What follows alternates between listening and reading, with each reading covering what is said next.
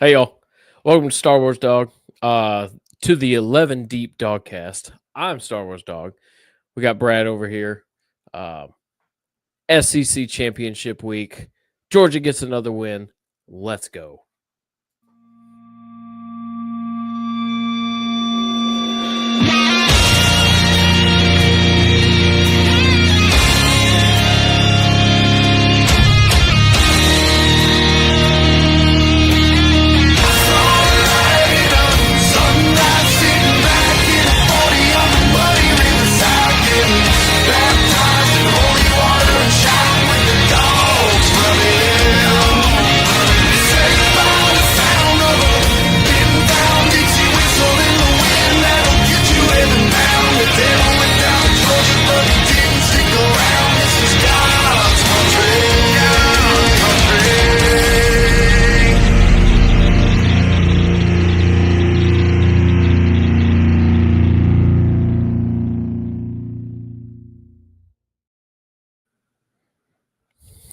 Let's go.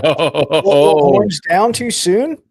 No. Just in the nickelback of time, I would say. Yeah. Georgia, once again, finally, SEC champions. A big win today over Texas. The rematch. Same result, different style. Brad, initial thoughts. So much to take in. What do you think? So I got a couple of things. I'm super excited, right? Been a long time. I think we have the same amount of SEC championships as we have national championships. So they are definitely hard to get. No, we have one more. No, we have the same amount. Under it's Kirby? crazy. Yeah, it's crazy. Super excited about that. But I did. Kirby. Yeah, it just, I don't know. Maybe this is a hot take, but it looked like both teams, because it was just a circus the entire game. It looked like both teams didn't want to be there. It was weird. It was weird. Well, I'll concede Georgia's first half didn't feel like we wanted to be there, but that's nothing really new to us.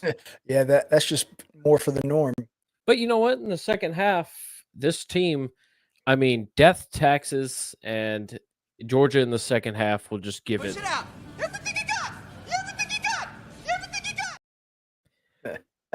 And on that note too, the second half was important. Bigger than the other games that we were in, right? And if you watch the game, obviously you know, and that is due to Carson Beck going down. On the final play of the first half, he's getting ready to heave the ball, and his arm gets hit as it comes back, and it fucks him up. It's no good. He gets knocked out of there. Now, we didn't get that confirmed until they were coming out of the locker room, but yeah, it didn't look good at all. We got to pull the Alabama on somebody. It was kind of cool, though. Bring in the second string quarterback for the win. Yeah. It completely threw off their defense. It was insane. Yeah. It's crazy. Now, we could either give it credit to the offensive line or we give credit to the running backs. I don't know. I kind of feel like we got to give credit to Texas's defense not knowing how to account for another runner, how we started running the ball in the second half. Well, same can be said for Georgia's defense with the running quarterback and really Absolutely. any defense. Absolutely. You add an extra guy running that ball that shouldn't be running that ball, it makes it more difficult. Just plain and simple. It's a numbers thing, and if you can get somebody to do a block, it makes all the world of difference. Let me see what the total rushing for us was. It ended up being decent. I think Trevor Etienne had like 160. Just shy. A lot of tackles for losses, I think, accounts for this box score. Yeah. But he ended up with 94, team total of 141. You know, what's fascinating to me is we somehow held them to 31 yards total rushing. Yeah, that's like, what, 1.1 yards per carry? Yeah, you're absolutely right. Yeah. and Wisner broke out a 51. But again, these account for negative yardage Sacks. and Tackles for loss. Yep. our defense. You know, I'm gonna tell you, watching the first half of the game, I thought Texas can run it on us whenever they wanted to. Now, I think a lot of those runs were actually like tosses, so they count as passes, right? Georgia does a lot of the same thing. So Right. the stats are kind of Extension weird. of the run game. Yeah. Correct. Yeah. But nonetheless, I didn't think we were going to see this again. But in the first game, we had a bunch of sacks and a bunch of tackles for losses. In this game, can you guess how many sacks and tackles for losses we had? I think there was like 7 or 8, right? 6 sacks. Take a guess on tackles for loss. There's There's at least 3 per quarter. So that's what, 12? There's at least that. 15. Wow. 15, bro. But you know We what? lived in their backfield. But Georgia's defense can't cover a slant. Number 7 was struggling today, okay? Number 7. And again, I actually have to hear it man from you. was out there trying, but he was being targeted and picked on. Actually, I got to hear it from you again. I need you to give number 6 his credit. You know, we'll get to that, okay? No, look. As much as I just want to look, we'll get to that, okay? Yeah. And I'll open the drawer and eat a little crow. Not to say that he didn't give me a reason earlier in the season to you're not wrong. angry. Well, that's why I made that slant joke, because it seems like it's like on tape at this point, and it's consistent. Oh, it's third and long deep in your Sure own thing. zone. You just throw a slant on Georgia, and you're going to get 15 yards. Like we have no inside leverage for some reason. I don't totally understand our defensive identity with leaving so much cushion. Right. I can't be the only one that sees that, am I? I mean, it's a bend don't break mentality. Yeah, but goodness gracious, we bend like we're rubber. Like I'm okay with bending like metal. Like you'll bend a little bit, you know. Like the longer you are, the more you'll bend, but don't make us look like rubber. Like no. We might not break. But I tell you, that much flex. Georgia's defense deep in their own territory, like 30 yards and in. Oh, yeah, man. It's like a whole new breed of defense comes out. I don't understand why you can't do that on the other side of the 50 though. Like it's backing a feral animal into a corner. They literally, it ignites something in them when they get across. What would you say, the 35-yard line? Yeah, that's when it kicks in. It's like 30, 35. Stand up, and it's absolutely not where you going. Hey, bitch, what you doing? What you gonna do? You know, they start pressing belly buttons up to them. But and on the flip side, they got 3 sacks and 10 tackles for loss. And they were eating up our run pretty bad. I think there was 14 yards in the first half of rush yards. I think that's a stat I saw. I had it written down. It was like 20. They had 21 minutes of. We had barely reached double digits of total rushing yards. For total yards. No. For just rushing yards, we had barely reached double digits. Period, 10 or more. In the first half. Yeah. Total yards. It was abysmal. I think it was like 48 total yards in the first half with 9 minutes and change of time of possession. It was. I think you're right. But you know what? My heart. We're being very negative. Yes. On an evening where Georgia got fantastic win. We have first world problems, you know. We do, and a part of our spiral here is the conversations lead into. There's a lot of things pent up in us this season. Sure. And why don't we all take a minute and just let out a little exhale? Georgia is your SEC champion, right? We get a bye. We're not playing until New Year's Eve, and likely playing in Atlanta. In the Peach Bowl, yeah. In the Peach Bowl for that game. I think we'll only have to go we are to gonna one be other sitting game. comfortably at the number 2 seed. Now we're going to get to playoff shenanigans here in a little bit, but All right. So since we took our breath and exhaled and we're accepting our fate as SEC champions, let's talk about some good things. Let's talk about some history. The what? Let's talk about some history that was made tonight. What history? Very first time. Before you go, I got a trivia question. Okay. It might actually correlate to your history. I don't know. Very well. Very well. Is this Who has backstage? No. Who has the highest passing percentage or completion percentage in the SEC championship game? Well, just recency bias. I'm going to go ahead and guess Gunnar Stockton. No, sir. Oh, fuck. No, sir. It'll be Mr. Drew Bobo. No kidding. Yeah, that was a pass on that fake punt. He's 100%.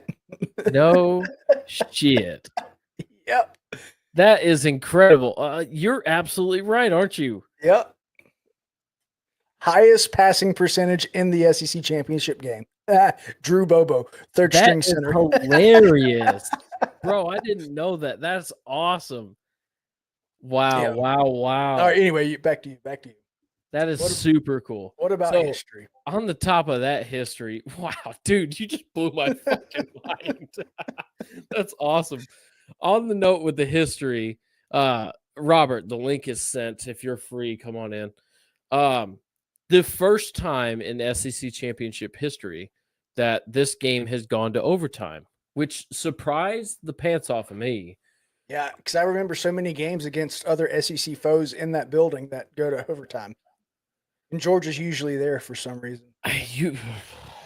Well, at least we got our extremely vigilant practice last weekend. Yes. So we understand the rundown. We know how to use the timeouts. We know how to manage. The bad part is we put all of our plays on tape. Not all of them, because Georgia snuck out a fake punt today. And that wasn't an overtime thing though. We're talking 3 yard. But if you could imagine, no, well, I mean, no, you're right. Yeah, but no, interesting. Okay, how surprised are you that the lack of Arch Manning sightings in this game? I'm not surprised at all. Okay. Because Cooper Manning, Arch Manning's dad, said that he needs to be that. It needs to be that way because that is, in fact, Quinn Ewers' team. There's no need to create a controversy. Yep. And whether we want to admit this or not, and whether we think Texas fans especially are trash or not, they have a really good program. And Quinn Ewers is a good quarterback. And they have a really good offensive system. There's no need to mess it up. If he needs to come in and play and do whatever, and sure, there was no need for the controversy. He's going to get his time next year. Absolutely, man. Absolutely. Texas fans, if you don't like that, sue me. I don't know. That's all right. They're still going to the playoffs too, so yeah, maybe we'll see them for a third time. And you get a home game, so you're welcome. You can throw trash on your field again. There you go. That's right. That's usually what's out there anyway. Anyway, so on top of that, so my thing with Manning is okay, we got Rob DGD podcast in here with us now. Yes. Robert, good morning. Good evening, good sir. Hello, gentlemen. How are y'all? Doing well. Pretty good. Give me your thoughts on this, and I'm about to give a little tangent. With Arch Manning, it reminds me of a time where Kirby Smart was put in a predicament between Jake Fromm and Justin Fields. And I've seen this a couple of other times the last, stretch of years since then, where teams have had two very skilled and talented high-profile quarterbacks, and they try to find moments to squeeze them in, but it's extremely predictable, sometimes fruitful, but a common thread with all of those instances are none of those teams are memorable, including Georgia's team that year. I remember that team very well. Well, Old noodle arm from. now, I love From. I'm just kidding. Take I'm it kidding. back. As a low blow. Rob, what do you think, man? I think it's interesting when you look at it though, because Are you saying we With should Jo- just with- look at it? no. But you just look at it. No. Oh, look at that. Look at that. Here, look at that. Oh, look at that. But you It's so shiny. Sorry, Nah. you just Look laid at me it. up for that one. Just look at it. But no, I think when you look at the two situations, Mm-hmm. got to understand context of who you were playing. Sure. With Georgia, for what it's worth, I think when you take a look at what Quinn was doing, yes, you were getting sacks. Georgia was getting sacked, got 6 on the night, 15 tackles for loss. Yeah. One can contribute the lack of run support on that, but Mhm. they were still passing the ball, right? Right. Gave them the best opportunity to win the game. You can't necessarily say Arch would have, but again, like you said, it's predictable, right? When you look at Georgia back then, the issue is you had Justin Fields coming in, and I think he was a few years ahead of if he would have came with Todd Monken.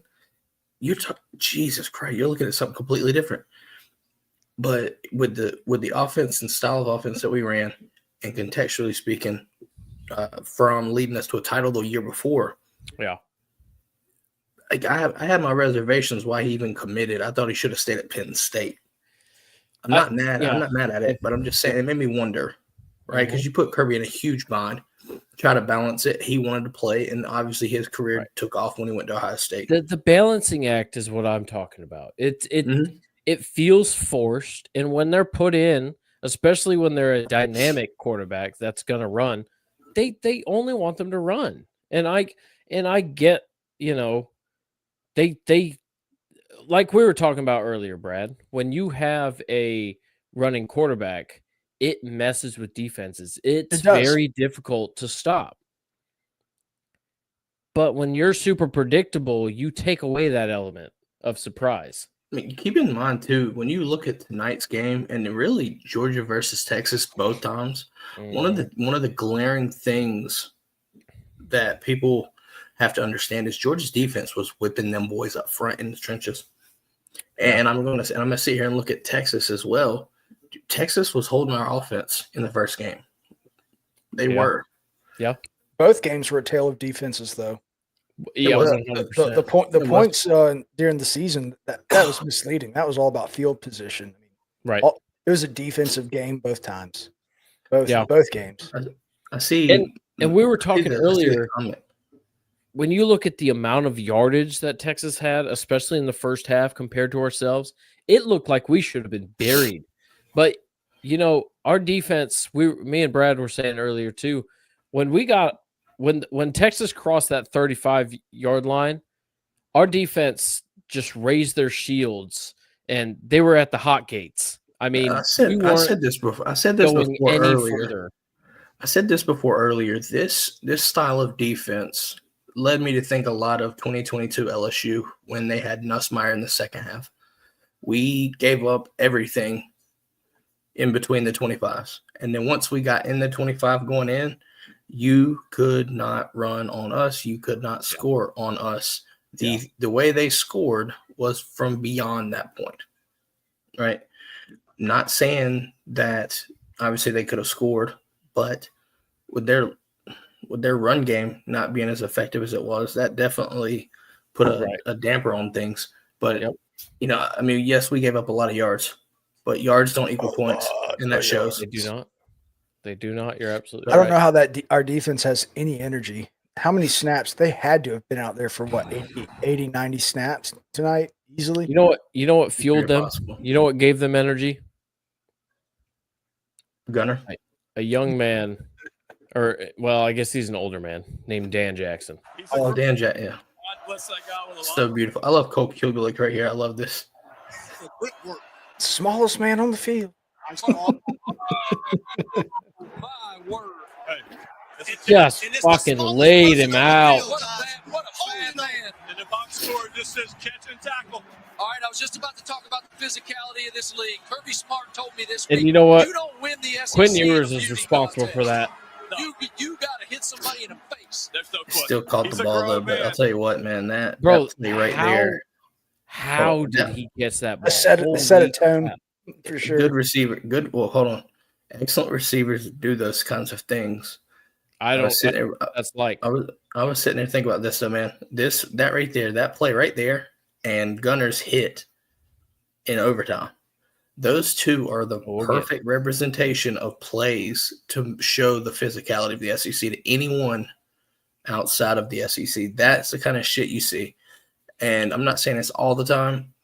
Obviously, you know, you're sitting there. Jesus Christ, what a fucking hit this was. How is this not targeting, by the way? He lowered his shoulder too. Okay. I had a conversation with my buddy on the phone. Look, he's fucking he's in La La Land right now. And what scared me though was him His folding eyes? back like that. No, that and him folding back on his leg. Like that. His knee. Yep. Yeah. Brother, ugh. Crazy. Somehow he you know kept what, his chin tucked, though. Mm-hmm. But I'm telling you this, though. What's even more impressive is the fact that after we scored, he was able to do a post-game interview, and he didn't seem like out of it.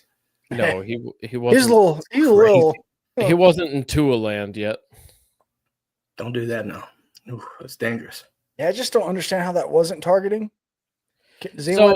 Do you guys have the pictures of Dan Jackson and Aguero from the last game targeting?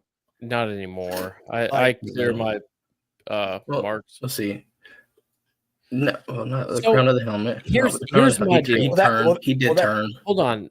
I've seen this play called for targeting before. Is my issue. Well, the initial. Here's my rant. Here's my rant. Yeah. Here's my rant right quick.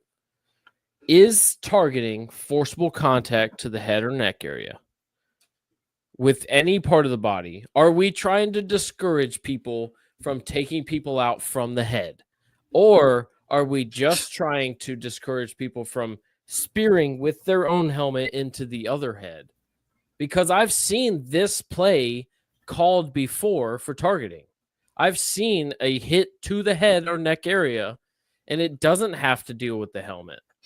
I guess it just depends on who's officiating. Well, keep in mind. Hold on, Jim. Just last week, Georgia Tech fans were all up in fucking arms when Dan Jackson hit Haynes King in the pocket, or not in the pocket, but in between the tackles.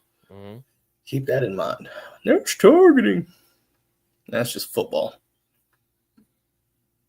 I agree. I just it is. I was saying this is now. To be fair, I want to agree. That hit on Gunner, totally different. That had bad one on Gunner. That was on the purpose. One on Haynes.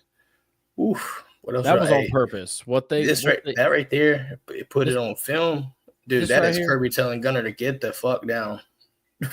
Get down. This right here was intentional. That is where he was aiming. But Gunner did lower his head too. So yeah, if he didn't lower his head, it wouldn't have done that. But I'm with you on that, because it would have been probably shoulder. He would probably hit him in the shoulder if anything. Yeah, so I don't think it was intentional. It's just the timing of it.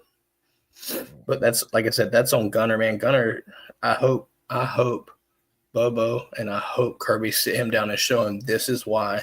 Dude, bro, this ain't Raven football, folks. That ain't Raven football. That is SEC football. Lowers that shoulder. Mouth open and everything. He's out. You are out like lights that got turned off by the city. Holy shit. Oof. But you know what? On top of that, that young man, we haven't really even discussed Carson Beck going down to the right extent yet. But that young man in that moment right there is a huge reason why we even won the game. That was on third down, mind you, and he decided to be a hero and take off and hit that as much as he could, and he took that lick for Georgia, and we got it from there. Well, you took about a year off your life too. Shit. Yeah. Another good one to bring up. We're kind of scattershot and we're kind of buckshot. Sorry for the disorganization. But this is kind of how my Twitter is. This right here was huge. Also, still on this one. My word. Huge for us. Hold on. Can I shout out? Hold on. Go ahead. Can I shout out before we even see this? I just want to let y'all know. Shout out to Drew Bobo. Big man coming in clutch. Brad. Brad, so hit him with the speaking of Drew Bobo, the all-time leading pass completion rate percentage in the SEC championship game. You know who now holds that? Drew Bobo for third string center.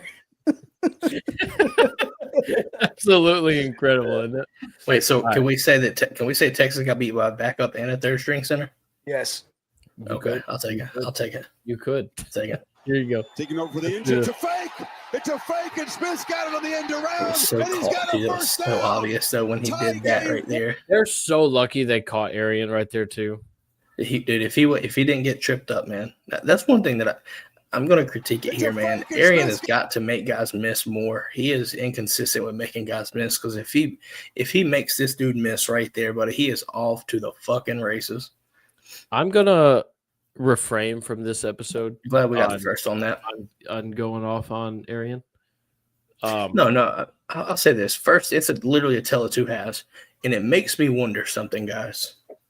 Yeah, he could catch from Hunter or Gunner. Hold on, wait. Crazy. Yes, but my question is, why is he pulling the 80 hop? Why is he jumping in to catch the passes? Why are we doing that? Herbstreit even pointed that out. No, I know. Why the fuck did he just jump?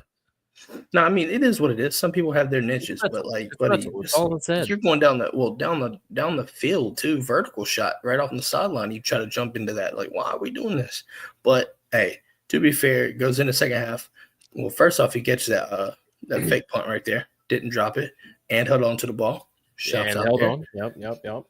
Then you sit there. But this is the thing, though. And you're going to have had a fantastic tackle on the special teams. On the special teams. Hear me out on this. And I think I got a take that y'all might like on Arian Smith. Okay. Georgia fans hate him, but you need to love him.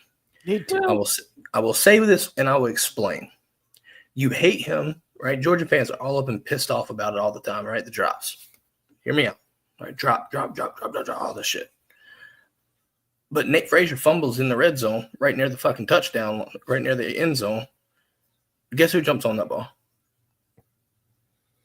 Guess who jumped on the ball? Tell me. Arian Smith did. Guess what? He's done that more than once. This wasn't the first time. Sure. So you can say what you want about the drops, but the buddy has awareness, and he will get on the ball. I can equate that same take to David. You hate it, but you love it because you save drives, you preserve drives, but at the same time, it's annoying when you see the drops. It's not just annoying. I can't. Okay, I was gonna avoid this, but I can't. I cannot just excuse that shit. Yeah, it's fine that.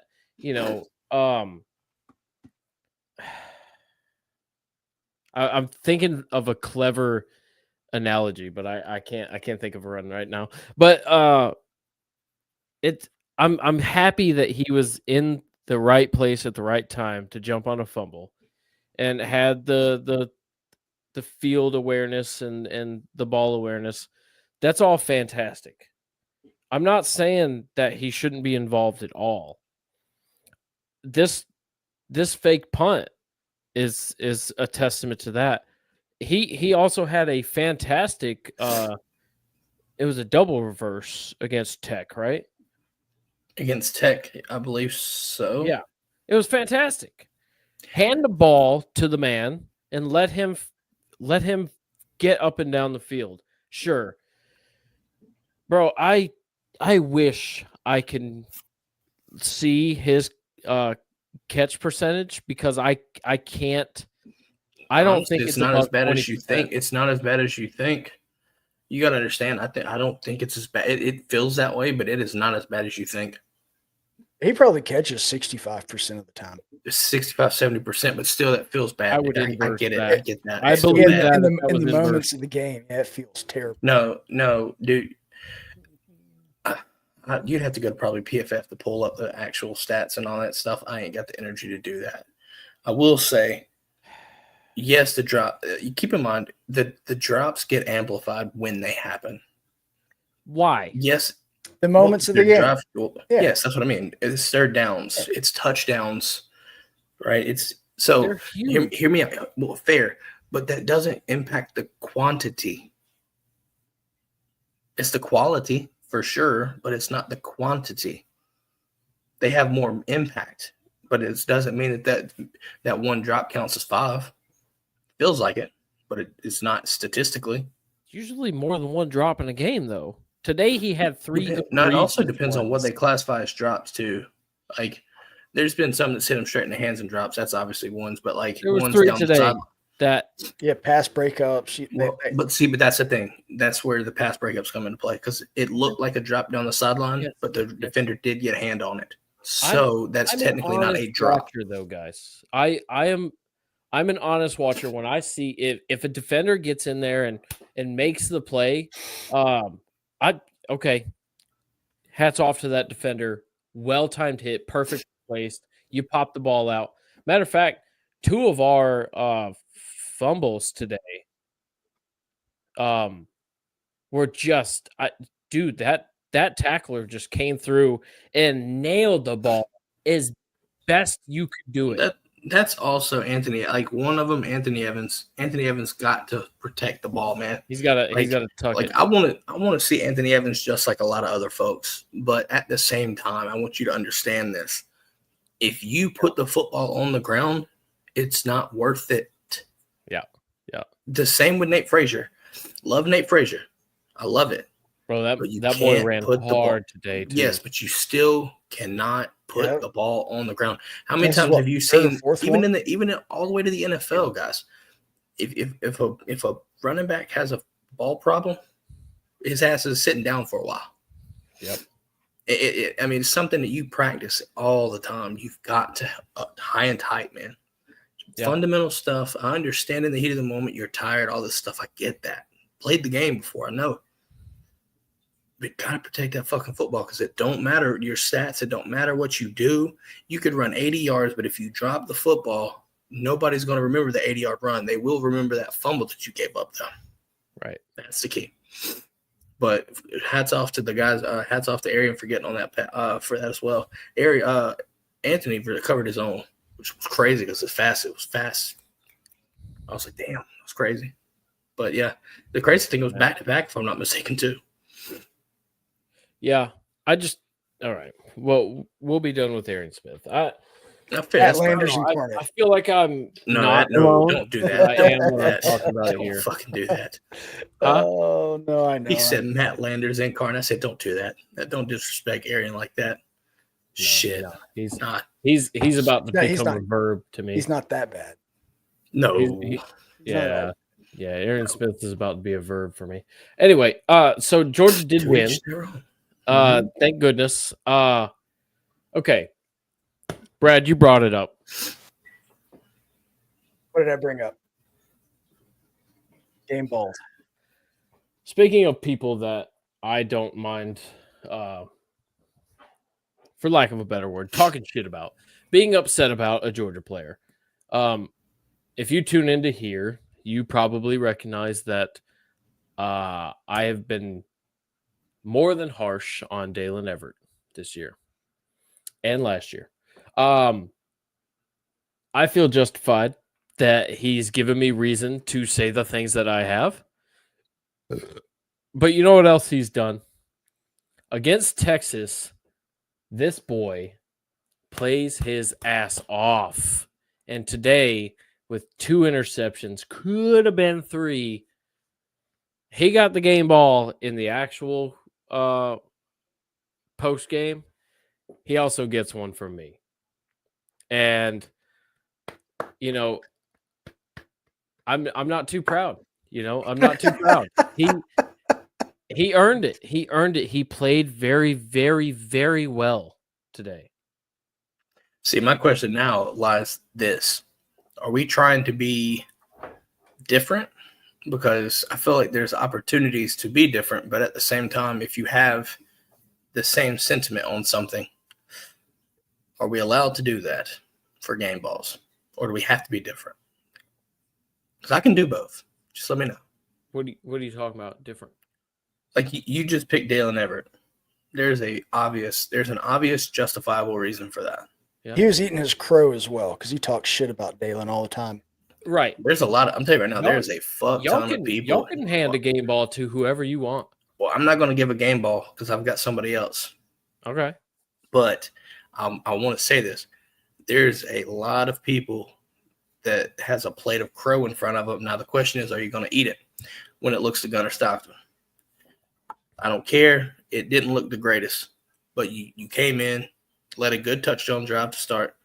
Yes, you had a pick. I also understand what he was trying to do. It wasn't that his out route was covered. No. The pick that it wasn't erroneous. He's trying to throw it out. Correct. He was legitimately tried and did not get there. Yes. So I've been there. Know what that's like. It's shitty. Don't get me wrong. You still saw the middle of the field wide open, but at the same time, given the context, given the situation, not a lot of reps to come in there. I wouldn't even say necessarily manage the game because he made plays. Yeah. There's a lot of people right now that I think need to eat their crow. Now, moving forward, totally different story. Hang on. I think people need to. I don't know of these reasons why. Were they saying that Gunnar ain't it? Yeah, exactly. That's exactly what it is. Okay. Now to be fair, it's just one game, right? It's just a half of a game, if you will. But it's just the half of the SEC championship when we were down. That's all. Well, that's all. Hear me out. Yeah, you're right. I will say this though. I guarantee you, 95% of Georgia fans said we were cooked as soon as Carson Beck was on the ground. At least. No. I'm not doing that at least. There's 5% out there that love it's Tiger, Georgia, that love some Gunnar Stockton. So I'm going to do 95%. However, I guarantee you everybody, and I guarantee not even just Georgia fans, anybody watching that game was like, oh yeah, they're cooked. We haven't even had a chance to really play Gunnar Stockton. Correct. Texas fans, what happened here? Florida State, last time they really got time, got some run. Yeah, pretty much a little bit. Jackson Muschamp, hold on. Jackson Muschamp got a fucking run on that one. Let's go. All right. That's how you play a backup quarterback. Y'all.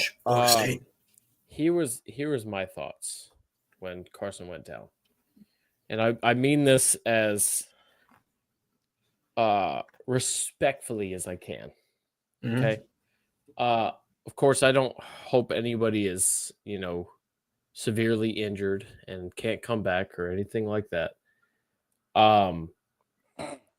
And Gunnar Stockton is an unproven commodity to myself. But I would be lying if I told you right now that when the speculation started of whether or not Carson will be doing the second half, I was pretty excited. I think this Georgia team is better with Gunnar Stockton.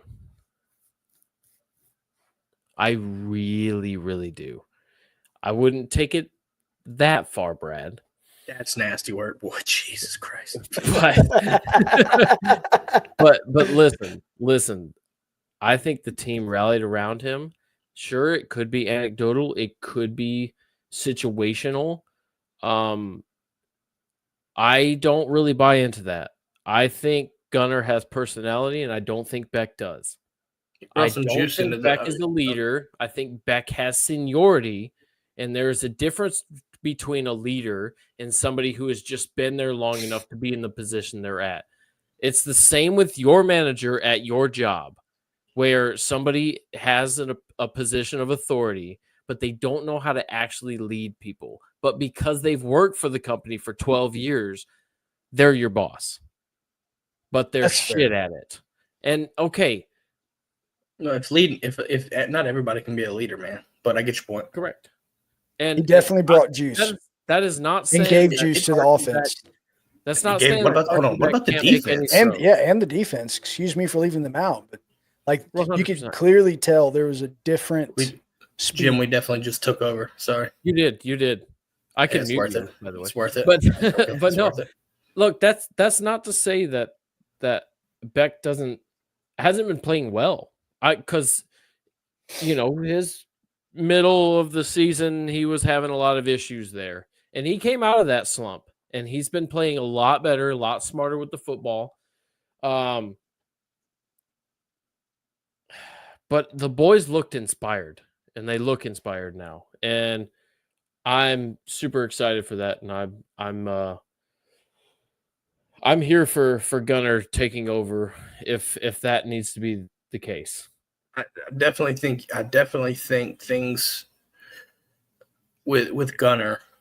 I think for this game there was a different feel to it when he came in. I don't think Texas was prepared for him to come in. I mean, who really would be? And second off, you don't really know what to expect. You don't know what he's about. How would they prepare? The last time he played with Florida State. No, I mean, yes. I think the key though for me is this: if we don't know Carson's extent of the injury, right? Yeah. I think like you have correct. Now, hold on, keep that game ball. I didn't even give my game ball, but either way, hey, keep in mind I didn't use. We just talked to Gunner, but no, you didn't. When you look at this though, right? We don't even know the full potential of Gunner, but I think you have to give him the reps and let him go. Depending on the injury, I think that's the key right now. I think everybody's going to be looking at that, rightfully so. But I think the plan is to think worst case, just so you're not, shit out of luck, or you're not prepared. Right. So you give him the reps, and we'll see what happens. Right? I don't think this is the time to do an open quarterback competition like I expected in the spring. So you just let him ride and just fucking make it work. Just make it work. You have to. Now I will say this. I'm going to give my game ball to Chaz Chambliss. Oh, Mr. Chaz. Yes, sir.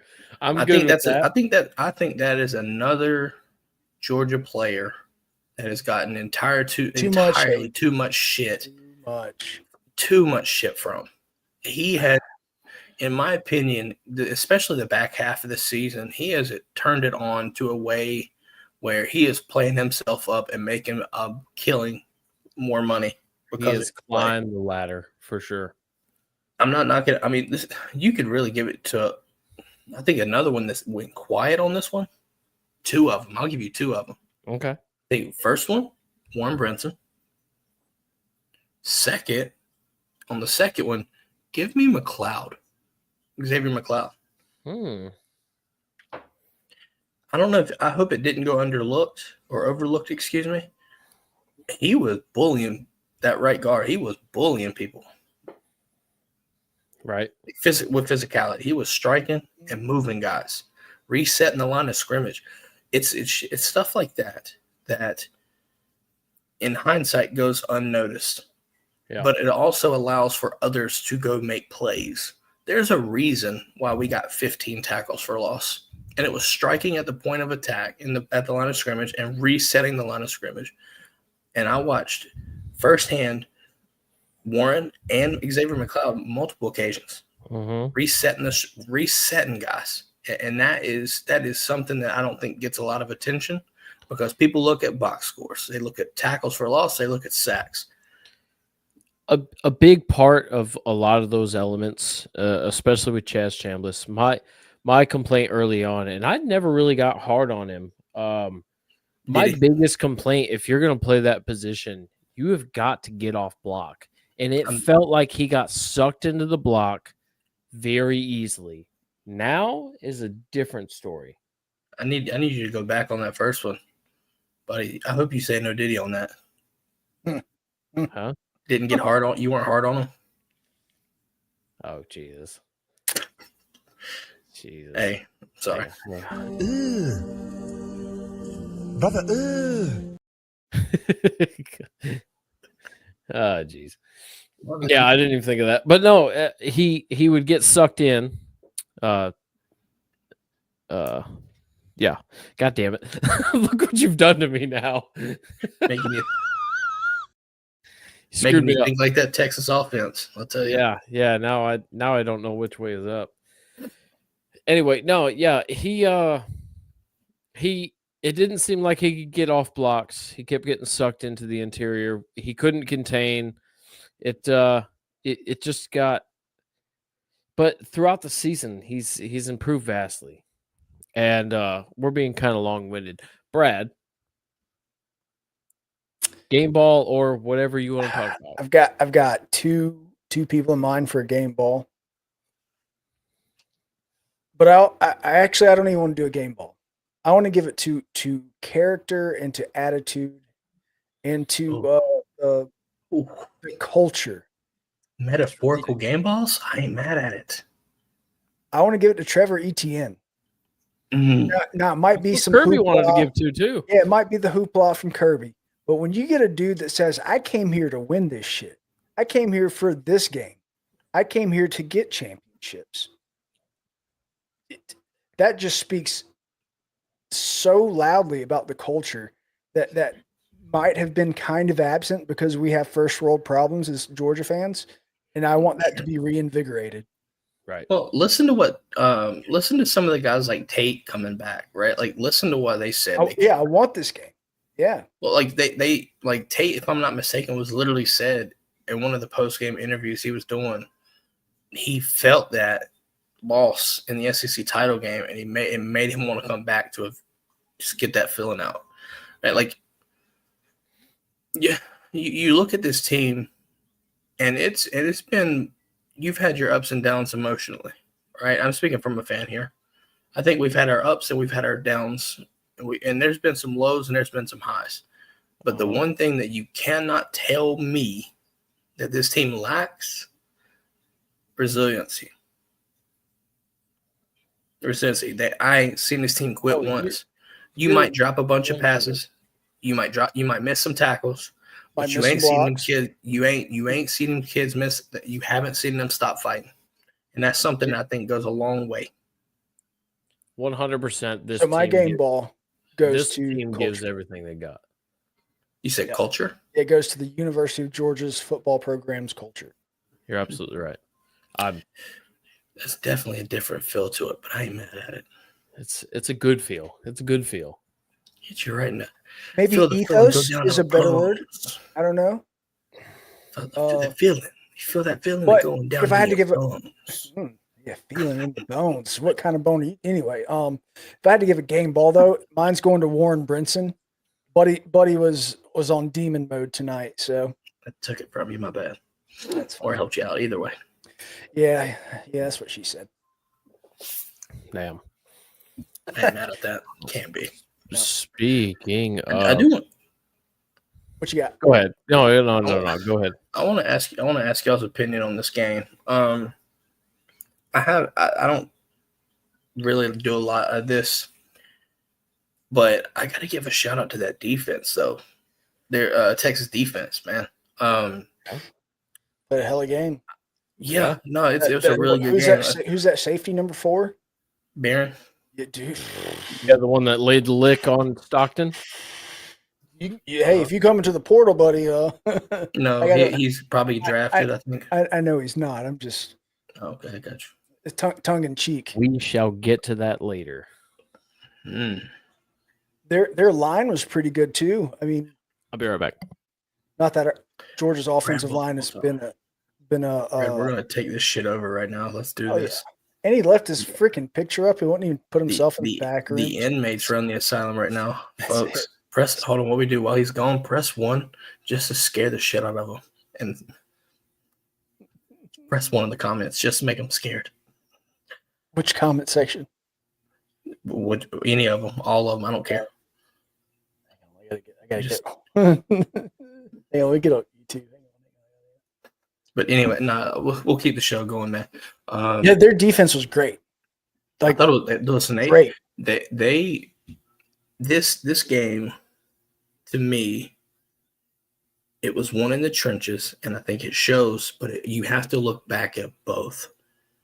Georgia's defensive line had the better mismatch and won that battle. Same way with this one, right? I was so happy, extremely happy, on ETN busting off that long run, because that's something that we hadn't seen all year. And we hit that run. I was like, I thought he was going for 6. And I was like, if he's going for 6, losing my shit. It was such a great thing to see, because we have, like you said, we haven't seen that all year. We've seen a little 10, 12 yarder, but that was what was that? 41? Was it 41?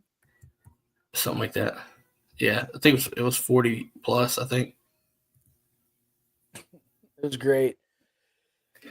But no, I think that's something else right there, man. I thought the run game really helped out. Helped really support, especially the hell are you spamming chat for, Brad? Oh, you don't want to know. You don't worry about it. You don't want to know. We'll continue. But yeah, I think the run support really helped Gunner in the second half too. I was nervous that our run game would kind of stifle out and really force us into third and long situations, you know what I mean? Like uncomfortable situations, and shit, you really don't want to put him in there. But honestly, for the most part, I think the run game got us into manageable situations. Bobo, listen, I don't know about y'all, but I got to ask you this.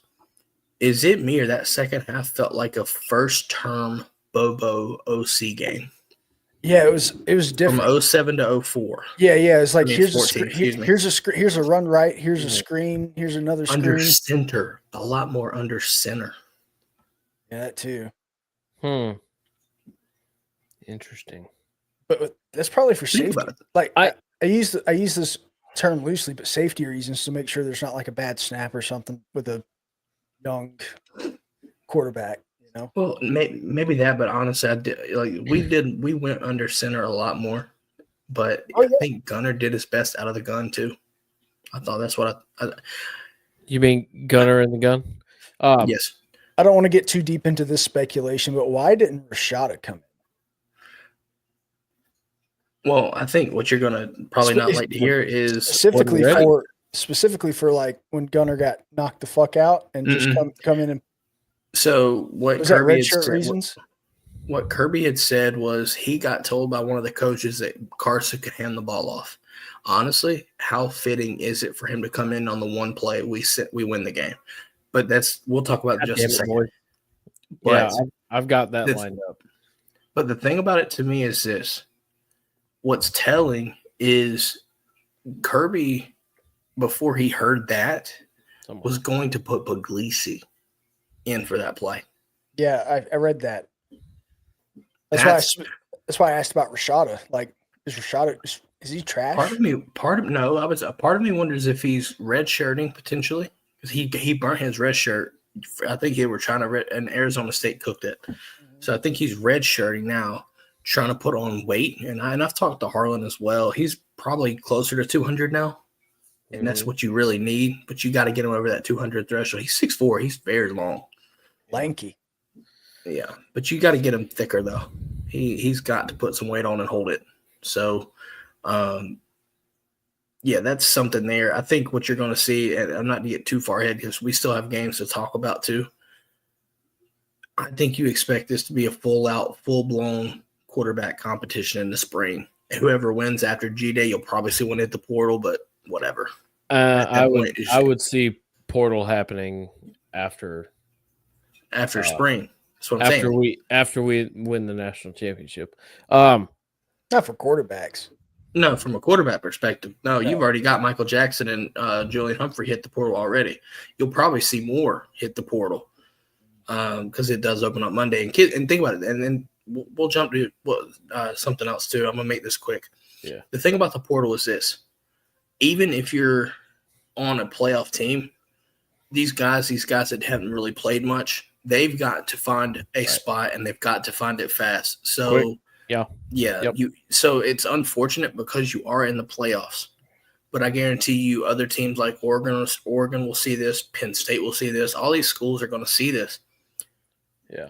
It's just I think you want to see the kids, and not to sound bad, but like Michael Jackson, I don't even think he touched the field, right?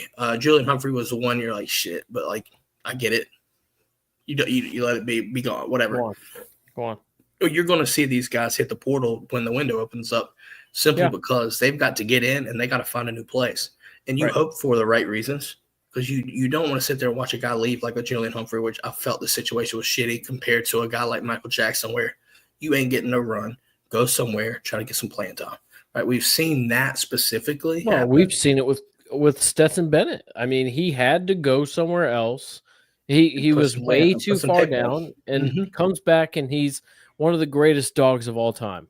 Yep. One of. I said one of. I did not say the. There's an argument for the. But one of. Yeehaw. Yeah, but no, we're talking about Carson Beck coming back in. Obviously, if you watch the game, you kind of know what we're talking about. But here you have it. He got hurt, and he was out for the entire half. Gunnar took that nasty hit, and here comes Carson Beck. We felt like I think one of the offensive coaches said Carson can take a snap. It's not an issue. Oh no, he came in the huddle. I can't say what he said, but it was funny. I didn't really notice until I turned around and heard his voice giving the play call because I was trying to see what front they were in. But he's just like, let's get this boy. We got the play and everybody saw it was Carson. It was pretty juiced up in that huddle, and then ended up being the play that won it. I thought Mike and them had a good plan, really good plan on that play, and executed it, and it was a really physical play. Play call. It's my bad for not watching the clip first. God damn it. Oopsies. No, what Etienne said was pretty good. I know what you're talking about. I saw that. No, you're fine. Dude, I just saw something on Twitter that made me just like lose it. Well, do you want to share with the class? Yeah, I'll read it out. So Uncle Lou, crazy, you know who Uncle Lou is. I know, yeah, I've seen him. Yeah, Ryan Williams has a chance to be the youngest player to ever lose the Citrus Bowl. I literally just saw that too. It's literally on my screen right now. Oh my Lord, that's hilarious. You know he's only 17, right, guys? Oh wow. Dude, hold on. Jim, have y'all talked about the other playoff games and what this means for the playoffs? No, we haven't got there yet. We've not been yet. We're gonna get there. We're gonna get there. And also before we do, we got 12 people watching. I appreciate you being here. Be sure you're subscribed and hit that thumbs up button. And also check out DGD Podcast if you're not subscribed to him. He puts out fantastic content as well. Man, we just had a crazy situation happen. So we went live yesterday or Friday for Justice Terry. I got to do this because this is perfect for this, guys. I just want to let it be known. Bunch of Texas fans in there. Comments after we went off air. Yeah, we're the new Bama. Buddy, we won this game. I want you to understand. I went with a blanket comment to reply back, saying it was simple. Our next show is Monday at 10 p.m. Eastern time. We hope to see you there. That's right. That's right. They're not going to be there. No, not one bit. Not a fucking bit. Nope. Yeah. Well, stay subscribed though. We understand that Texas fans right now, they're just.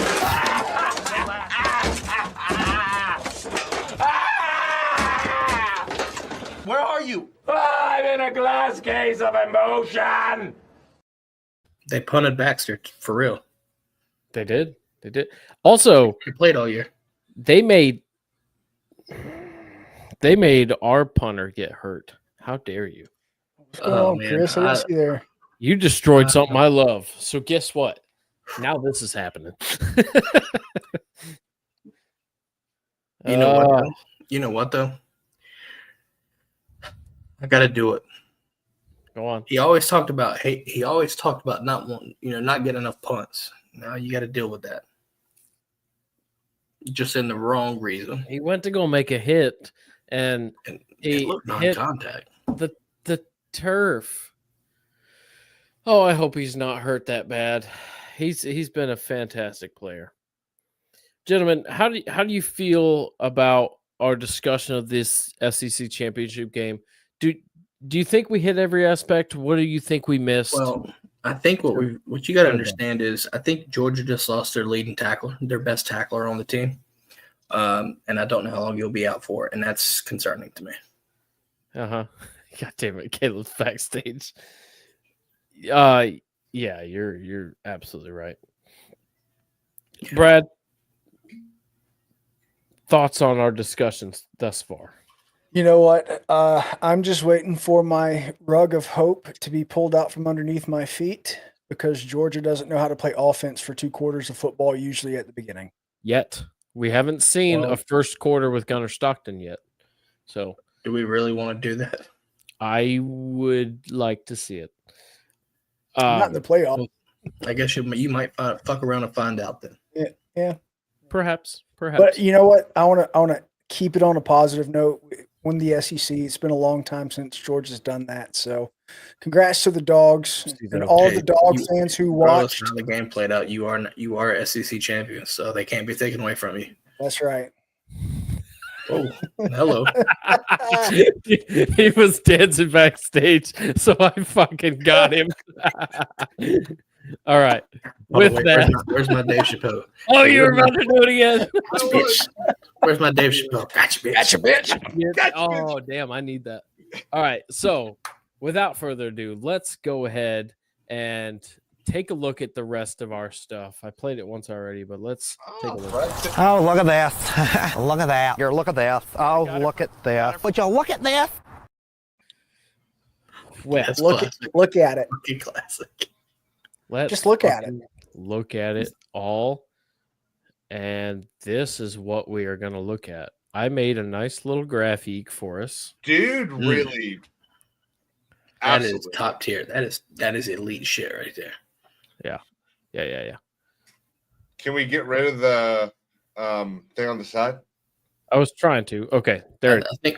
Does that X next to our range not lower it?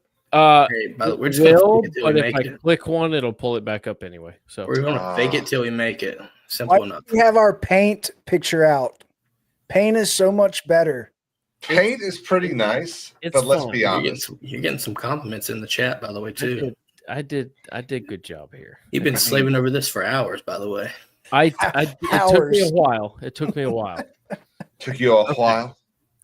So I threw Boise State into 4 because we can assume that's the case. Now that is not the case. So we're gonna put them back over here in the field. Shouldn't be high strength, right? We'll put them in the end zone and let's lay this out. Okay, let's pull this shit out. Like a bad argument. Let's talk it out. Lay this shit out. Let's start with number 1. I haven't argued in like a week. So argue or debate? Let's be civil here. Debate. Scream.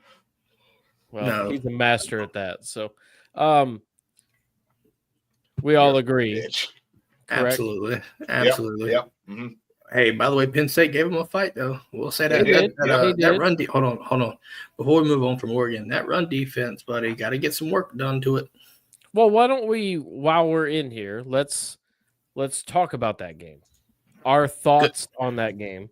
On the Big Ten championship game, Oregon came away with the win. What was it, by the way? 45-37. 45-37. Yep. Thoughts? Well, I think the first thing, it still shows that James Franklin just is not going to be the guy at Penn State. His best thing is going to be riding that relatively easy schedule the Big Ten always has, and having 9 to 10 wins a season with 1 or 2 disappointing losses. So if he gets fired, what SEC team hires him? Florida. Somebody will. Florida. No, Absolutely. no, I don't know about Florida.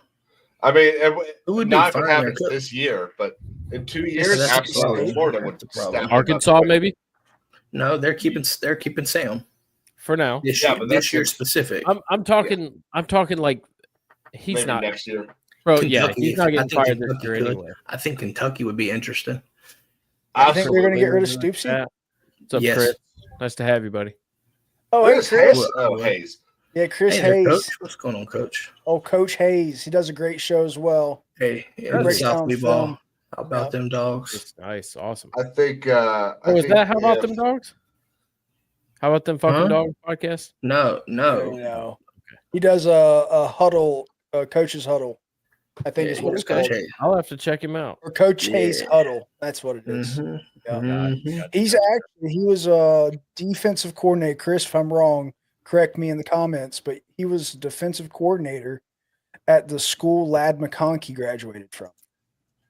And he coached Ladd McConkey. So it's kind of cool. Ah, okay, Fun cool. fun. Anyway, back to Oregon and Penn State. Yes. James Franklin back to the SEC. Is that what you're asking?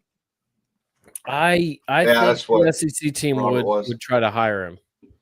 I mean, Say Mississippi Kentucky, State. if anybody. No, they're not going to let go of Levy after year one.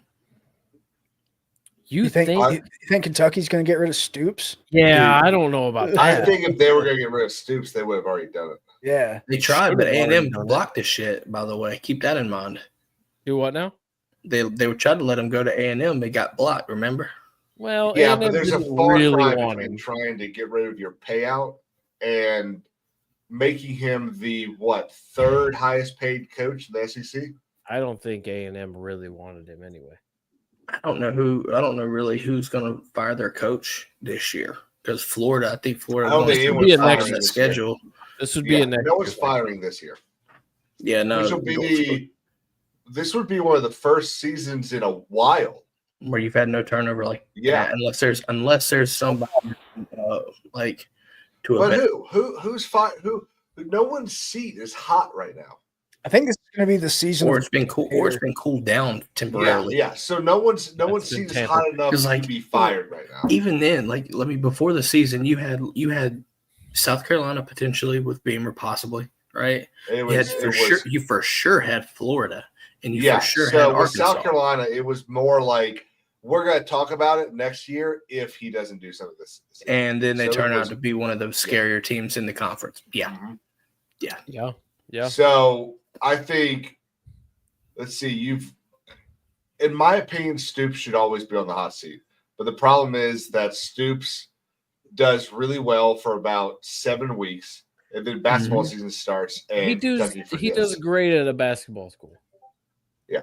He would do fine at Duke as well. I mean, it's No, Manny Diaz got that program cooking without those you players. know what I'm saying, though. Anyway, back to the original point. Yeah, I don't yeah, think sorry, Penn sorry. State's firing James Franklin. No, not this no. year. Not But after I think this year. It's coming. And but again, the problem is that the only reason you fire a coach is to get a better result. And there are 1 or 2 coaches in this country right now that would get a better result than 10-2 consistently. It's the same reason why Ryan Day is not getting fired. And Robert, I've never heard your take on this. I'm sure you'll probably disagree with me. But as hateful as the game is between Michigan and Ohio State doesn't give a single fuck after they make it to the playoffs and Michigan doesn't. Dude, keep in mind, I want you to understand this. LSU fired Les Miles for not beating Alabama. They could win 11-1 and still lose to Alabama, and they would fire people, or they would look at their season that way. I think that rivalry forces folks to look at it like that. Though. Correct me if I'm wrong, but there were several other things boiling in the water over there than just him not beating Alabama. There were 2 or 3 sex assault scandals. You had the fucking, what was it? No, was that Coach O? With O was the hospital thing.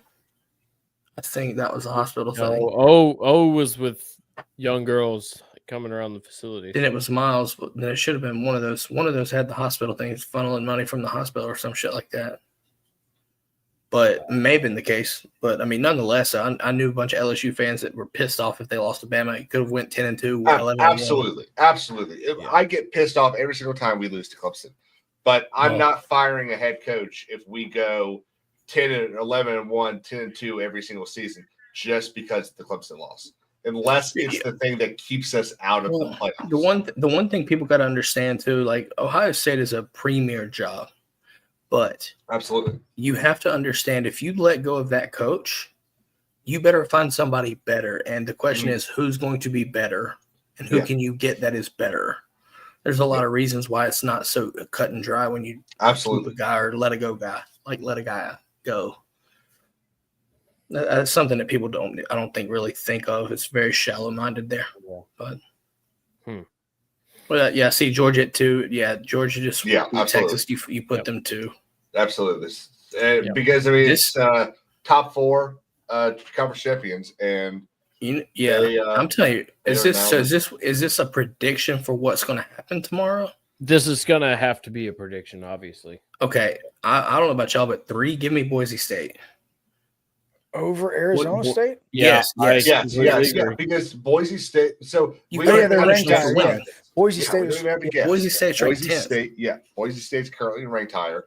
They're number 3. Arizona State is 4. And Clemson is 12. Yes. Said that with authority. Tell me I'm wrong, and we'll debate this. Tell me I'm wrong. You're not wrong. You're not wrong. You're Robert, I like you. So here's the question.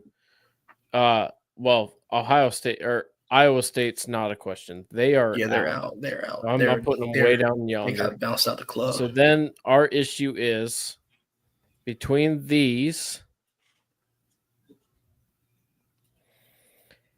Notre Dame. Notre Dame's the 5 seed. Notre Dame is the 5 seed. Do they Notre jump Dame Penn will be the 5 State? seed. Hold on. Yes. Do they jump Texas? Yes. I say no. I don't think they should, but I think they will. I think they will. They do not jump Texas. So here's the thing: we already pretty much know what the SEC championship is worth. It's worth 6 spots.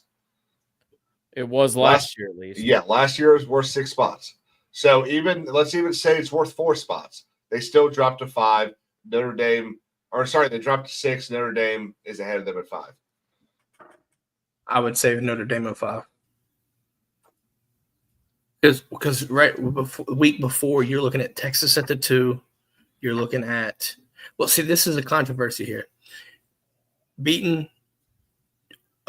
Georgia beating Texas in overtime. By the way, in overtime could slide them down to the 5. But the committee said that they're not going to punish teams like the teams that are already done are done. Is that what they're going to do? So here's the thing. Here's the thing, though. Moving theoretically. 5, 6, 7, and 8 are the same spot, theoretically. Obviously, you go on to play harder teams, but there's a home game. The 9 through 12 is going to be the key there because that's the reason why, the 5, 6, 7, 8. Sorry to cut you off. The 5, 6, 7, 8 is very subjective because it also depends on who you're going to draw in the semi if you win. Yeah. So what I think they do, what I think they'll do, I've said this a couple times. I'm a huge baseball fan, so I watch the selection committees thing for the baseball tournament every year. And the NCAA, now this is different. This is not the NCAA doing it, it's the CFB, but they're still the same people. They don't like having rematches. So I think Texas goes to 5 to prevent the Texas-Georgia rematch unless it's the national championship. So we still got more to 5. Are you meaning to leave this chat up? It's perfect. Yeah. Leave it. I don't care if my face is covered. I don't care. They'll put Texas at 5 so that the only way Texas plays Georgia again is if it's in the championship. So and they'll I like that assessment, right? What? Yes, I like that assessment. So what we were looking at before, because I think that's a very logical way to think of it. And really, the question of Notre Dame jumping Texas or not, Whether or not they should, I think they will not. Simply what Caleb just said there. Where's Texas at 5? Oh, okay. I'm bringing them. I got Texas Clemson matchup, boys. Battle of the Orange. I would not watch that game. Too much orange for my blood. Yep, and let's go. I have never been a Texas fan, but let's go fucking Texas. Horns up. Let's do it. Come on. My question is, where does Ohio State they've got a path to the championship. Ohio State's got to be one of the home games, right? Tennessee and Ohio State. Yeah. I can't stand the fact that they're hosting a game over Tennessee. I'm sorry. I mean, I agree with you. Y'all getting ahead of me here. I'm just thinking ahead. Yeah, you're right. The problem is Ohio State. Do they jump SMU? Yes. Yes. Why should they SMU be punished? State with the head-to-head? No. I think they would. Yeah, Penn State and SMU should be punished. Hold on. Same record. 10-2, right? That's everybody's record right there. I see the committee pulling this bullshit and putting Ohio State above Penn State. Getting those tax breaks, baby. Damn it, Brad. Getting them tax breaks, baby. I was so close. Think about. Oh, you were going to use it? Think about where it's that tax break, man. Caleb, can you pull up a graphic of the current college football rankings, please, so we can reference that? Because think about where Penn State currently is ranked right now. Penn State is 3rd, and they lost by 8 points, right? Yes, but like you had said earlier, they do not intend on punishing the loser of a championship game. But you have to. That's not what they said. That's not what they said. What they say? That the teams that do not play this week are not going to be punished. But he said it. He said that when asked about these teams. So he was saying it basically to make it known Miami, Mississippi, and Ole Miss and South Carolina are not getting it. They're out. He was not talking about it in the sense of I think they were sort of. Dude, you got to be very careful. This feels too political for me to really feel comfortable with this. So we're saying Ohio State over SMU. Jim, can you go back to the graphic? This is my thing. Yes. Penn State losing by 8 and SMU by because you got Ohio State right there. Yep. I think my heart wants me to believe they put Penn State at 7 and then move Ohio State to 8. Let's get a concession. Concession. Because this is Penn State's second loss. Terrible. So the Penn State loss is their second loss, and it came in the title game, correct? Mm-hmm. Yes. Yep. Yeah. Now the question is, do they look at other metrics like their strength of schedule, all this other bullshit? Well, they haven't yet. No, they will look ahead. Not in. So yeah, God, try to be less angry about it. Real quick, because Robert brought up the committee. Okay, so I want to look at this real quick. Did y'all see this? Yep. It's despicable. Not finger food in sight. Despicable. No beer. This dude.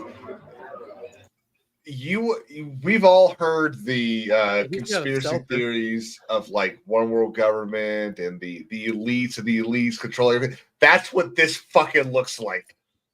This looks like a This looks like a Dr. Evil meeting. Looks like there's this dumbass with a fucking Perrier.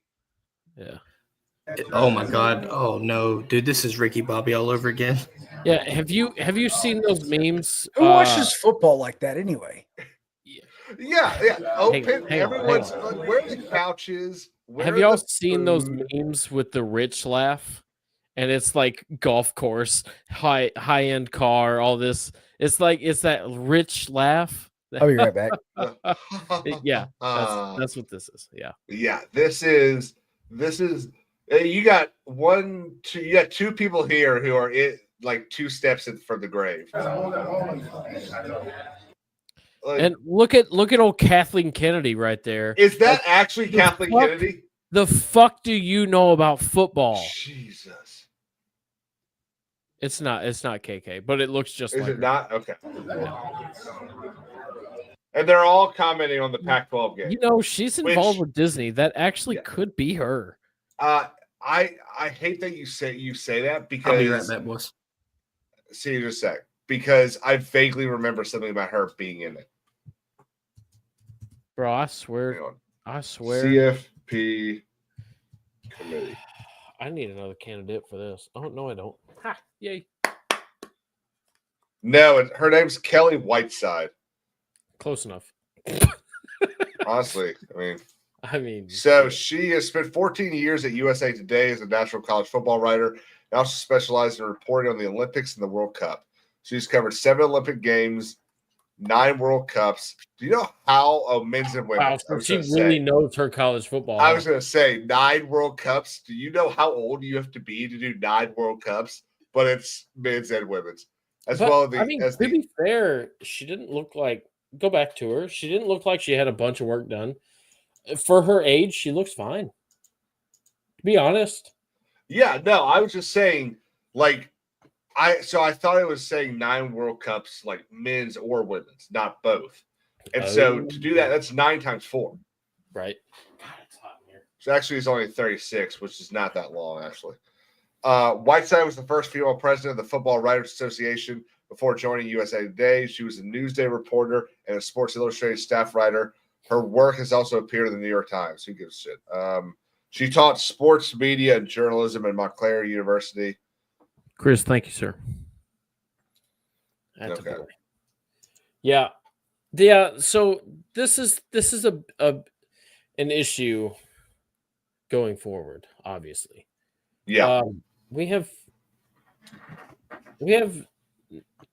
I highly doubt that room right there is full of former coaches and players. And that let's look. So Chris Ault is an issue. Head football coach of University of Nevada. Okay, there's one. Of Nevada. Huh?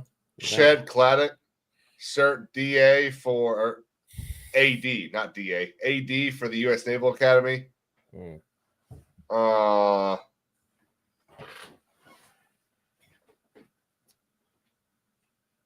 see. Shit, is everyone getting up? Jim Grope spent 40 years in coaching, 20 years at Ohio University, Wake Forest, and Baylor. Ward Manuel is the AD for Michigan. Randall McDaniel, All-American guard and 4-year starter for Arizona State University. Hang on. Okay, yeah. Helped the Sun Devils win the 1986 Rose Bowl. Gary Pinkel, head coach of Toledo for 9 years. Oh, that's what I forgot. I forgot some. Damn. Yeah. If I had taken that case home with me, I'd still have some. Yeah. Let's go ahead and point out tonight's bourbon whiskey of choice is Jack Daniel's single barrel proof. She is fucking strong, gentlemen. It was a full bottle this morning, by the way, guys. It was. I made that up. I actually thought it was a full bottle yesterday. You're right. It was yesterday. Yeah. Okay. So far we've got 3. We've got a handful of coaches and some players. Either way, athletic directors. I'm not super happy with the field there. No, and the problem is they're all old. Right. Like, I get that we're not going to get, some 30-year-old in here doing this, but you need to get some people that understand today's game. Yeah. Because today's game is different. It's kind of like, there's a reason that Michael Jordan's a terrible owner of the Charlotte Hornets, or was. I actually think he sold them because he doesn't know anything about today's game. Right. Yeah. So back to the discussion. Ohio State, Penn State. You have the head-to-head, but you also have the egregious loss. In my mind, the egregious loss has to be withstanding. Well, you also have to keep the head-to-head in mind.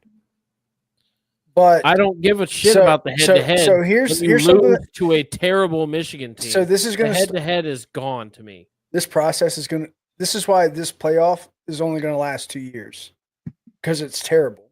Yeah.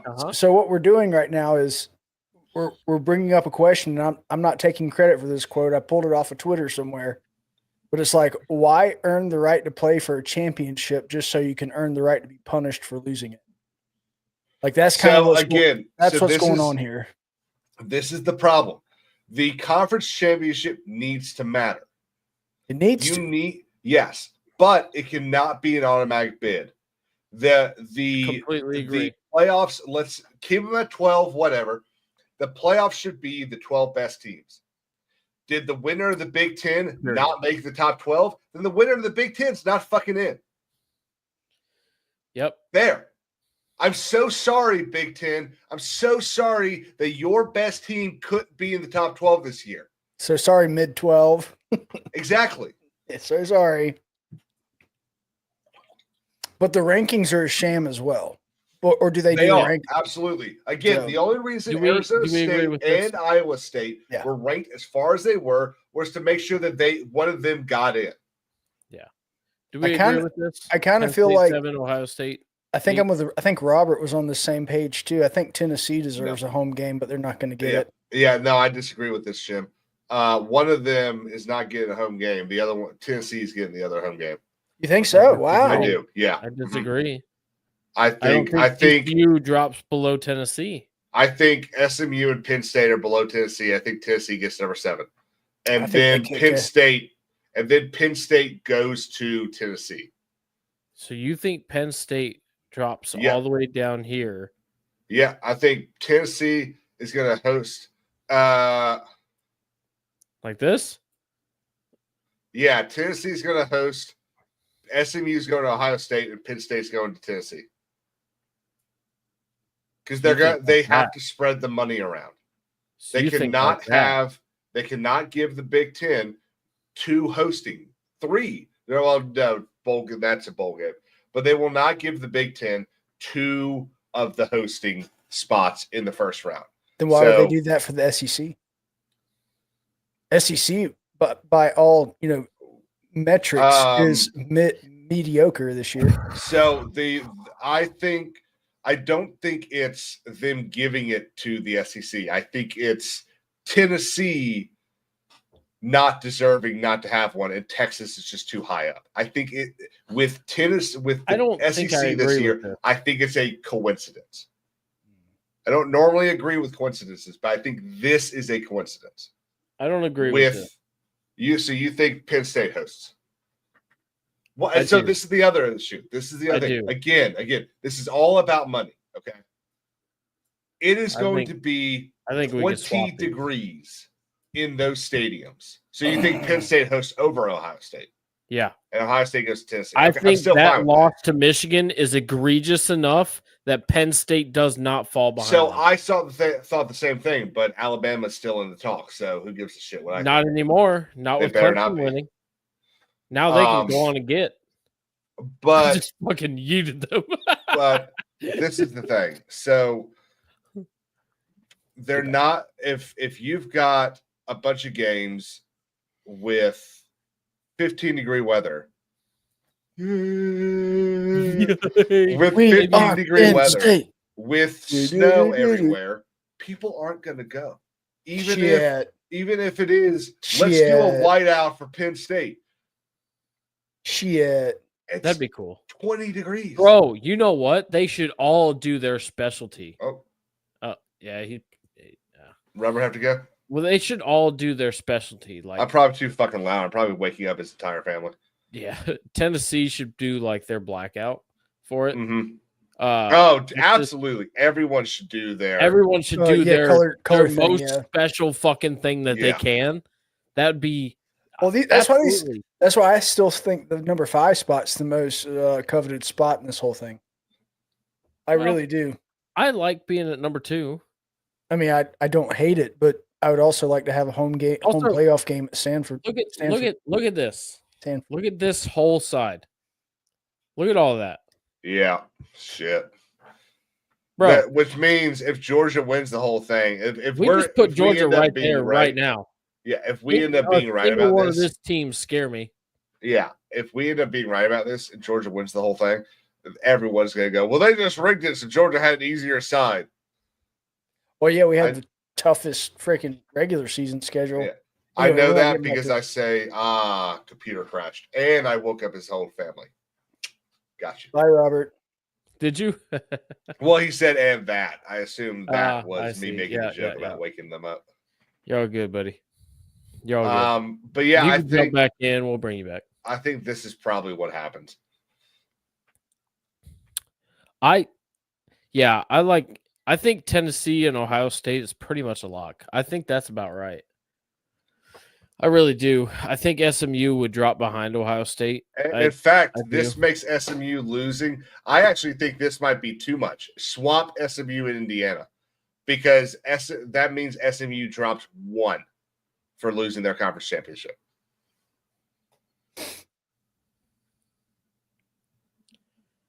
I think they drop SMU out and put Bama in. Dude, would not surprise me. I'd be fucking pissed. Why? Why even go to the conference championship? Why even go to it if you're just gonna get punished if you lose? That would be the you should be punished for losing your conference championship. Losing games, period. You should be punished. Yes. It's why we play the game.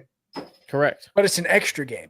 I don't care. No. Why we play the it's game. A game. Yeah. You were gonna get, not you literally, them. You don't get a week that you can do whatever you want for winning the game.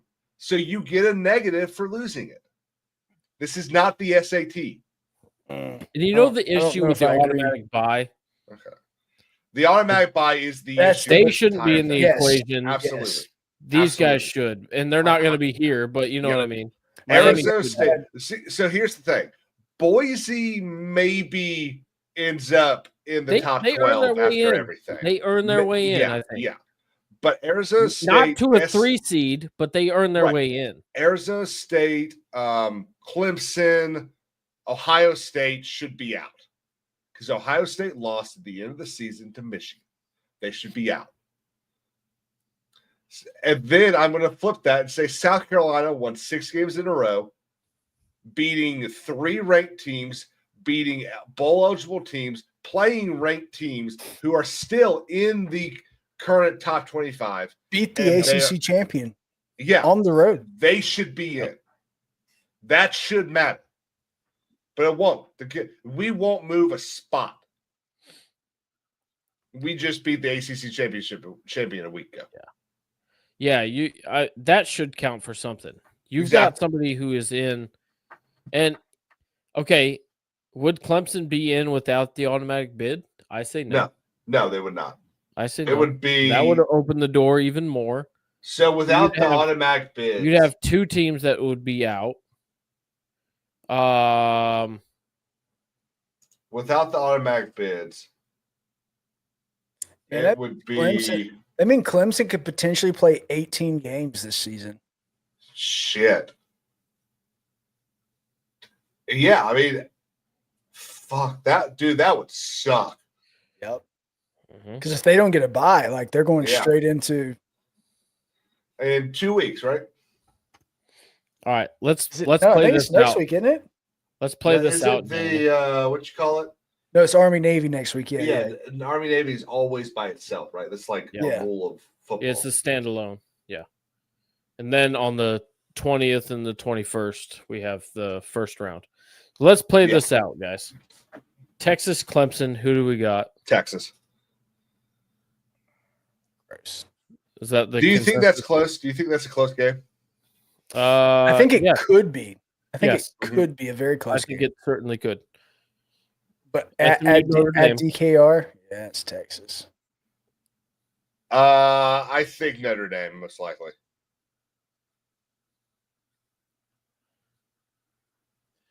Notre Dame. It's still crooked, but yeah, I thought you were making some sort of teetering joke. No, I was trying to fix it. And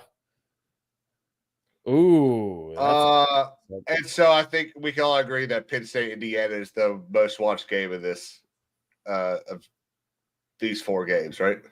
No.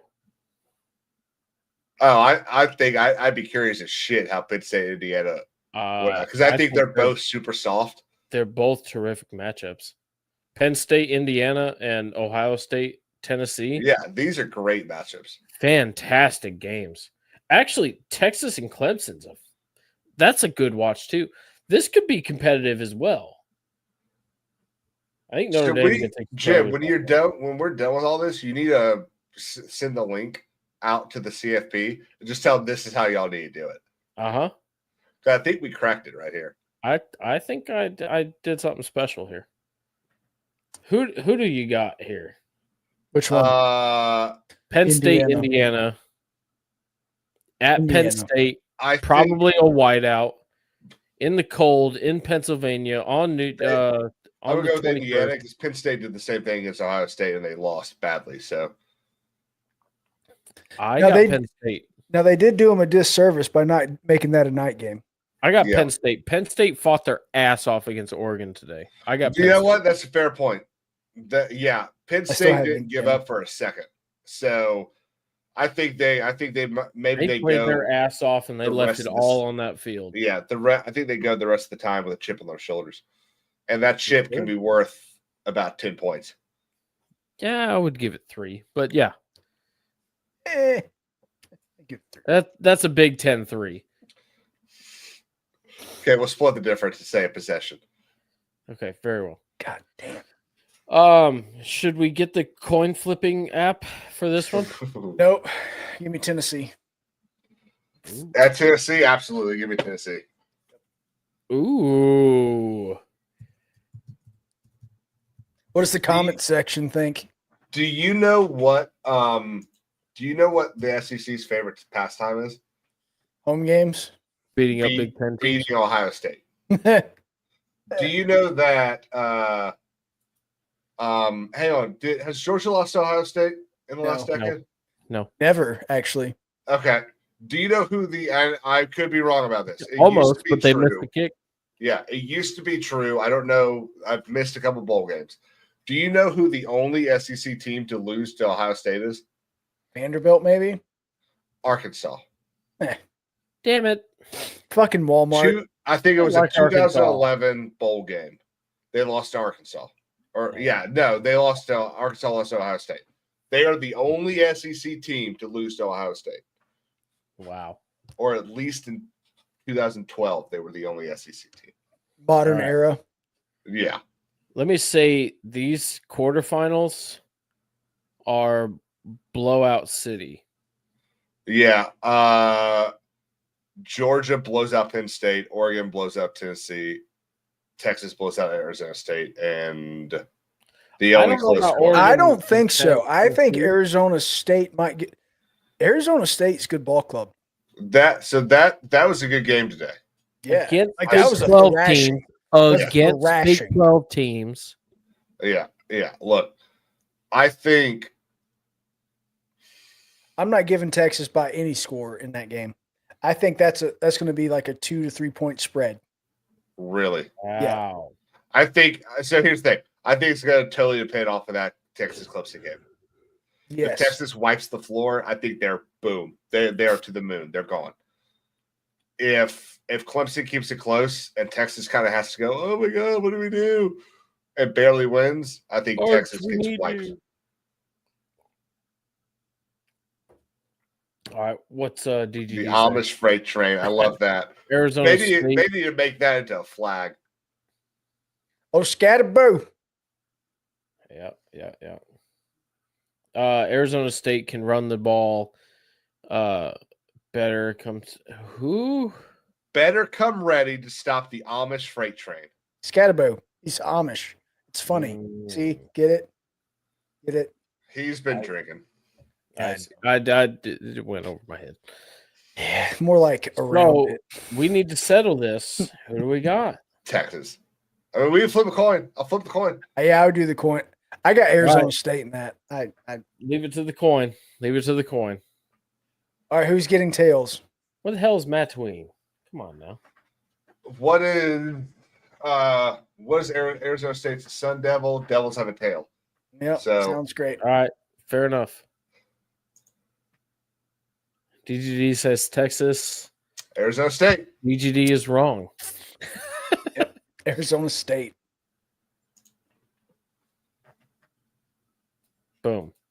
All right. They're in. Let's go Notre Dame, Boise State. I mean, Notre Dame. Robert, you're not wrong. I mean, what kind of scary house have I seen? But yeah, I said Devils over the tail. True enough. Notre Dame, Boise State. Notre Dame. Probably Notre Dame. I hate to say it. I want Boise to win that game. Boise State is so worn out right now. Yeah. They're How'd so exhausted. How'd that championship game go? I didn't watch it, honestly. Pretty. They dominated UNLV. 21-7. Dominated them. They didn't do shit the entire second half. Yeah, they might be tired, man. Yeah, they're exhausted. Yeah. And to play 4 more games? No. Okay. Yeah, let's keep going. Yeah. So Georgia whoops on Penn State. Actually, if you're using A1 sauce, then you have ruined your meat. Correct. It's good on a baked potato, though. Okay, you can put it on a baked potato, but if you have to use A1 sauce on a steak, you ruined. Oh yeah, it's a bad steak. Yeah, you done fucked up. 100%. You done fucked up. But it would be even worse if you put ketchup on it. Like Patrick Mahomes. Brad, No, I getting for the Georgia Penn State game? I just sent you something on Twitter. I want you to look at that, and then that's what my well's about. Okay. Me or him? Him, right? I haven't added you on Twitter yet. You need to send me a friend request. Wow. Yeah. Wow. Same name as in Discord? Yeah. Man, this fucker just like got up and left. Yes, it's the same name. Oh, there he is. I was salting my beer, sir. Sorry, what? In that initial matchup, the Hornets have answered that portion.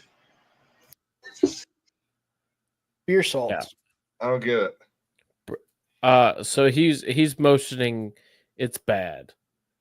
His injury. Oh shit. Let me take this away for a second. That's good for Georgia. I don't think it is. Experience plays a lot. It is a huge factor in playoffs. Right. That's why y'all won 3 national championships in a row. Oh wait. Yep. We were also left out of the last opportunity. But anyway. Because we lost a conference championship game. Yeah. Guys, I will be right back. Beforehand. I guess he's got a shit or something. No, he's going to get a beer, I bet.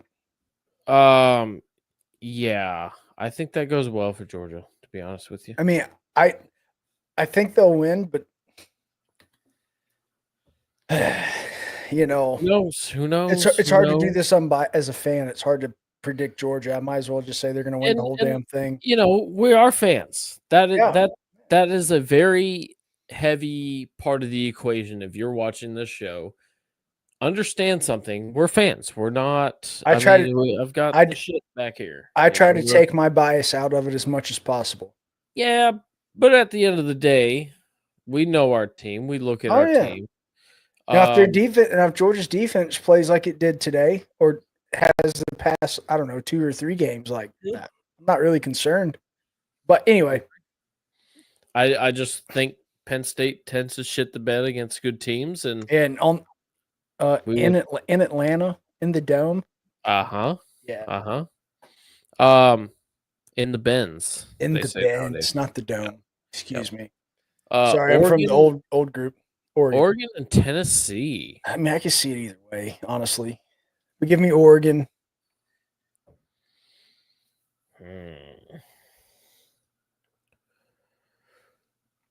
Oregon played very well today, but against Penn State. So I don't truly know how to feel correctly about them. Well, Tennessee's going to have a much better defense than Penn State, in my opinion. They're probably going to run the ball a little bit more effectively, maybe not more efficiently. Yeah, see? Yeah. Oregon can't stop the run. Yeah. I'm not going to say they're going to have more yards, but they're definitely going to get it where it matters, Tennessee is. Mm-hmm. And then if Nico doesn't overthrow every single one of his wide receivers when they do throw the ball, they're going to score points. So, but Oregon's defense passing defense is really, really good. So, yes. I feel like the safe bet's Oregon, but dude, I truly do not fucking know. I don't know. This game has to play out. Now, if it was Ohio State, Oregon wins again. I think for sure. Maybe. That'd be a neutral site. I wouldn't count Ohio State out. It probably in Louisiana, Sugar Bowl. Well, if it's in Louisiana, give me Tennessee in that matchup because of time travel. Not time travel, but travel time.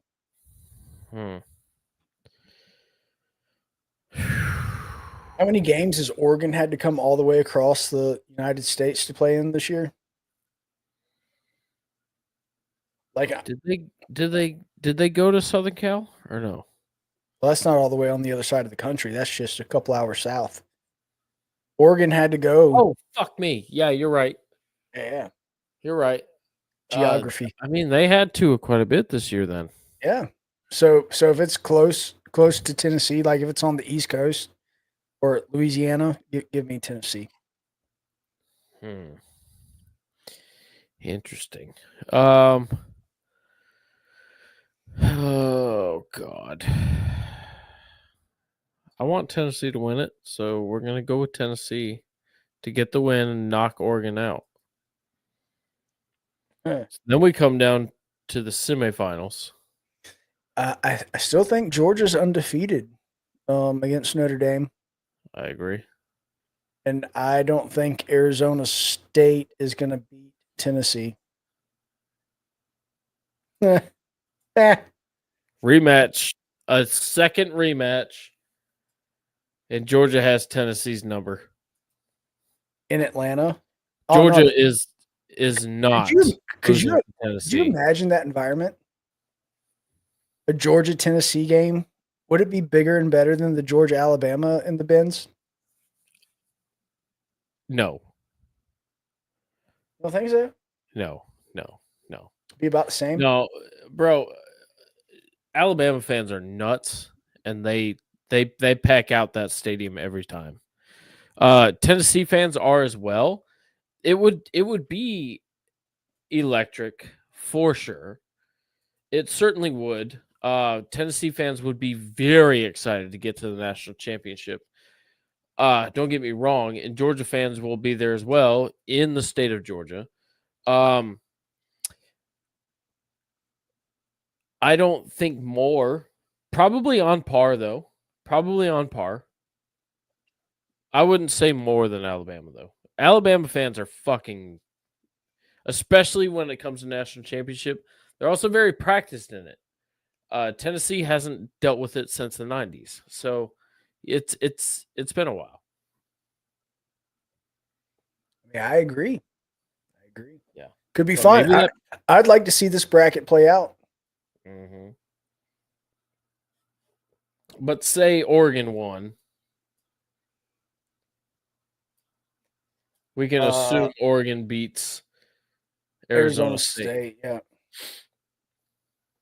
That I need to resort to the coin flip, I think. In all honesty, I think that resorts to a coin flip. I really don't know. We would know more after playing Tennessee, or I wouldn't know shit after playing Ohio State if they played Ohio State. But I would know if they beat Tennessee, I would know how to feel about that matchup. Well,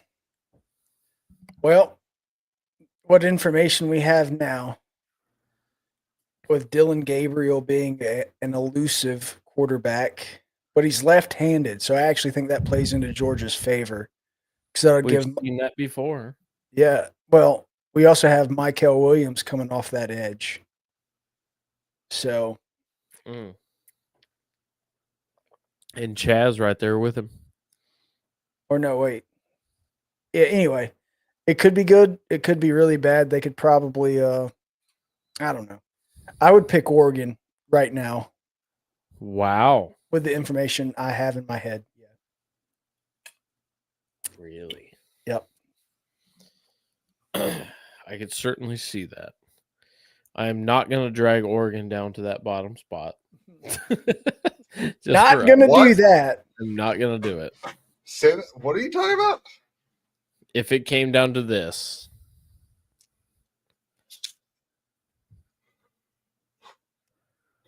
Uh-huh. I think Brad's thinking Oregon right now. I think I know I had my spiel last weekend about Dan Lanning and Kirby Smart coaching advantage, but now seeing Carson out, yeah. That helps Georgia. It doesn't. This is yes, it does. This is where I think it all comes down to.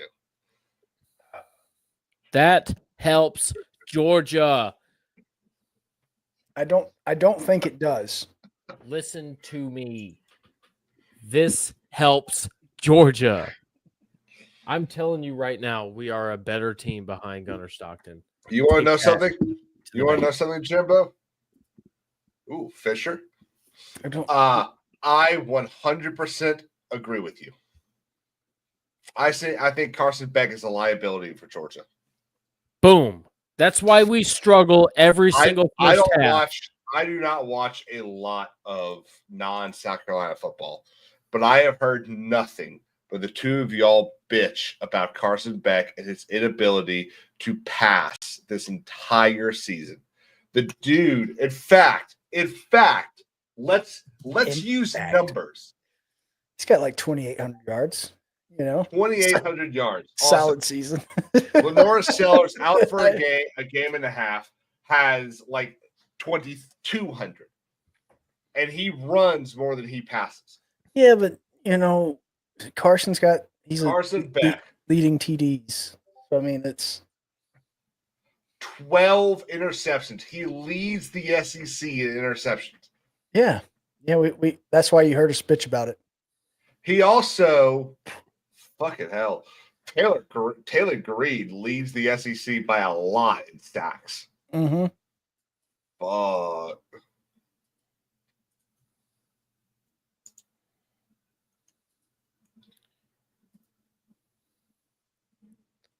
He is also the 1, 2, 3, 4, 5, 6, 7, 8, 10, 11th best quarterback in the SEC when it comes to rating. Mm-hmm. And numbers really don't lie. But they can mislead. Sure. But in moment to moment, not over the entirety of a season. Carson Beck is not a top 5 quarterback. No, he is not. And I think Gunnar Stockton is going to scare people for the next 2 years, and then he's going to go to the NFL. So my only hope is that we don't play him in 2 years. Yeah, he's a freshman right now. Actually, he's a redshirt freshman, isn't he? No, he's a senior, bro. He's a senior? Fuck. That was a long time ago. Oh, you know what? The hell are you no shit. Yeah, that was a long time ago. So, Robert just sent me something here. And let's compare it to what we have. It's gonna be like totally better or something. No. Wait for this. Look at this. Look at this.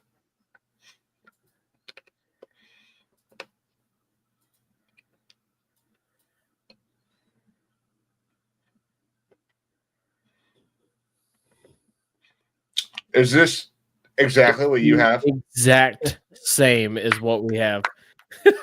We're legit, and don't you forget it. Look at. Oh, you know what? I can do them side by side. Hang on. Can you? Oh yeah. I thought you were sharing the window. Make sure you're sharing the window. I am. Oh no, I'm not. What the fuck?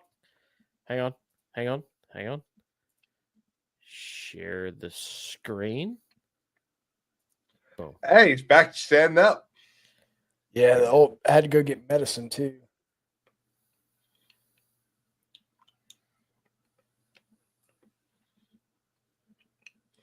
It's in Tennessee, Ohio. Look at that. They actually have the Tennessee, Ohio swapped though. Yeah, they got Ohio State getting the home game. What? And they have Indiana, Penn State in the other.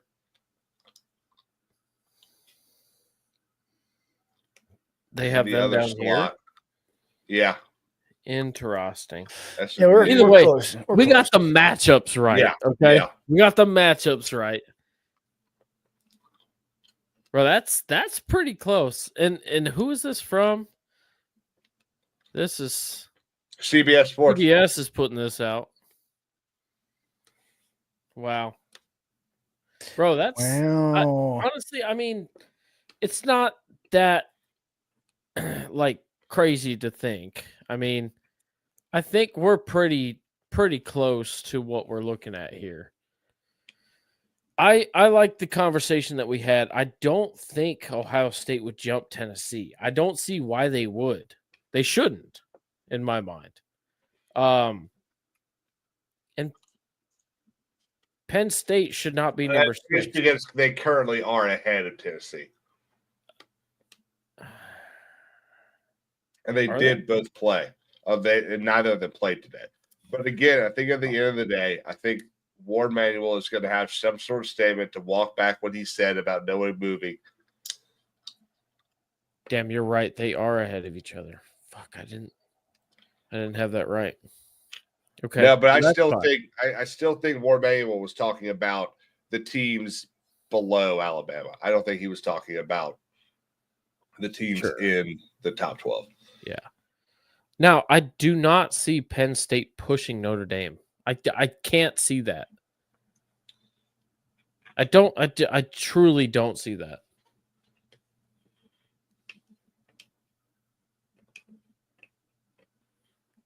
I think Notre Dame's a lock for 6. And SMU should be 11. They played the extra game against Clemson. Indiana played nobody the entire year. But yeah, actually. But again, let's look at that. Look at those fucking people. They don't know shit. Right. Let me see. What did Robert say? I think Bama has to be left out, or you're going to ruin. Yeah, I think we've been saying that for weeks, or at least I've been trying to say that. They tried to squeak them in. They fucking tried, and they're going to continue. And you know what? You know what they might do? Yeah, they're going to drop SMU out. They're gonna might do that. I can see it. I can feel it in my bones. Do that. I don't think they do that. They fucking could. That would be absurd, but they absolutely could do that. Did you see that incredible picture of the sideline at the SEC championship? No. Dude, this was incredible. You had one of the saviors of football and Nick Saban on the sideline. You had the guy that installed the veer at Marshall and Nick Saban. The veer. You went full retard, man. Never go full retard. That's fucking funny. Fuck you, man. Yeah, that was good. was real good. He's a stupid son of a bitch. Also, did y'all see the crime scene on the Big 12 game? No, please. Oh. Full screen. There you go. Well, to add insult to injury, ooh, Arizona. I did see that. Dude, that game was State insult to injury. That game was murderous. That was targeting, by the way. Or it was confirmed targeting. Well, to add insult to injury. Actually, you know what? I think that's less targeting. Can you find that running backs of Arizona State's highlights? Because, bro, I'm going to tell you right now, that shit was impressive. Yeah, it's probably targeting. They confirmed it. They confirmed it. He's out for the first half. Yeah, he's out for the where are they at? For the Texas game. Yeah. Hey, Clemson might surprise you. Well, they won't. They won't. So I mean, where was it? I got to get my notes back up. You know what? Actually, let me just play something. I wanted to expand the playoff so it wasn't always Clemson, Bama, Ohio State, and Georgia. Now it's Clemson, Bama, Ohio State, and Georgia, and 8 other teams. Right. Caleb. Yes, ma'am. You gotta win over them, right? Yeah. Yeah. Would you beat SMU? Yeah. Okay. Would you beat Notre Dame? I think so. Yeah, actually. Yeah. Would you beat Boise State? Yes. I don't think so. You don't think here's the thing. You beat Notre Dame, but not Boise? As much as I believe that, dude, look, again, I think what Ashton Gentry is doing is something. Oh, absolutely. If he doesn't win the Heisman, it's no longer it's just a joke. Dude, I think that guy. Jordan Travis, though. To quote the Oregon Duck, I'm sorry, Travis Hunter. I fucked that up. Yes, snaps are not a stat. Would you beat Indiana? I think South Carolina on this list right now beats Clemson, SMU, Indiana, Tennessee, Penn State, Ohio State, Arizona State, and I think puts up a damn good fight against Texas, Georgia, Oregon, and we'll see what happens with Boise State. I think South Carolina would be a top 4 or 5 team in this country if everything was legit and fair. Yeah. Yeah, if they didn't rob you of that game at LSU, you would be. Mm-hmm. Bro. But it was really cool this year. Look, South Carolina had a great season, and we got to win another ACC championship. Oh, yeah. Good job, Cox. Just cocking around. Yeah. Just cocking around. I will say, I wish everyone would start pulling their jerseys back down again. I don't know when this like crop top shit started, but can we stop doing that? No one wants to see your stomach. Yeah, you got the feller in the middle there. Yeah, but I've been seeing that a lot recently.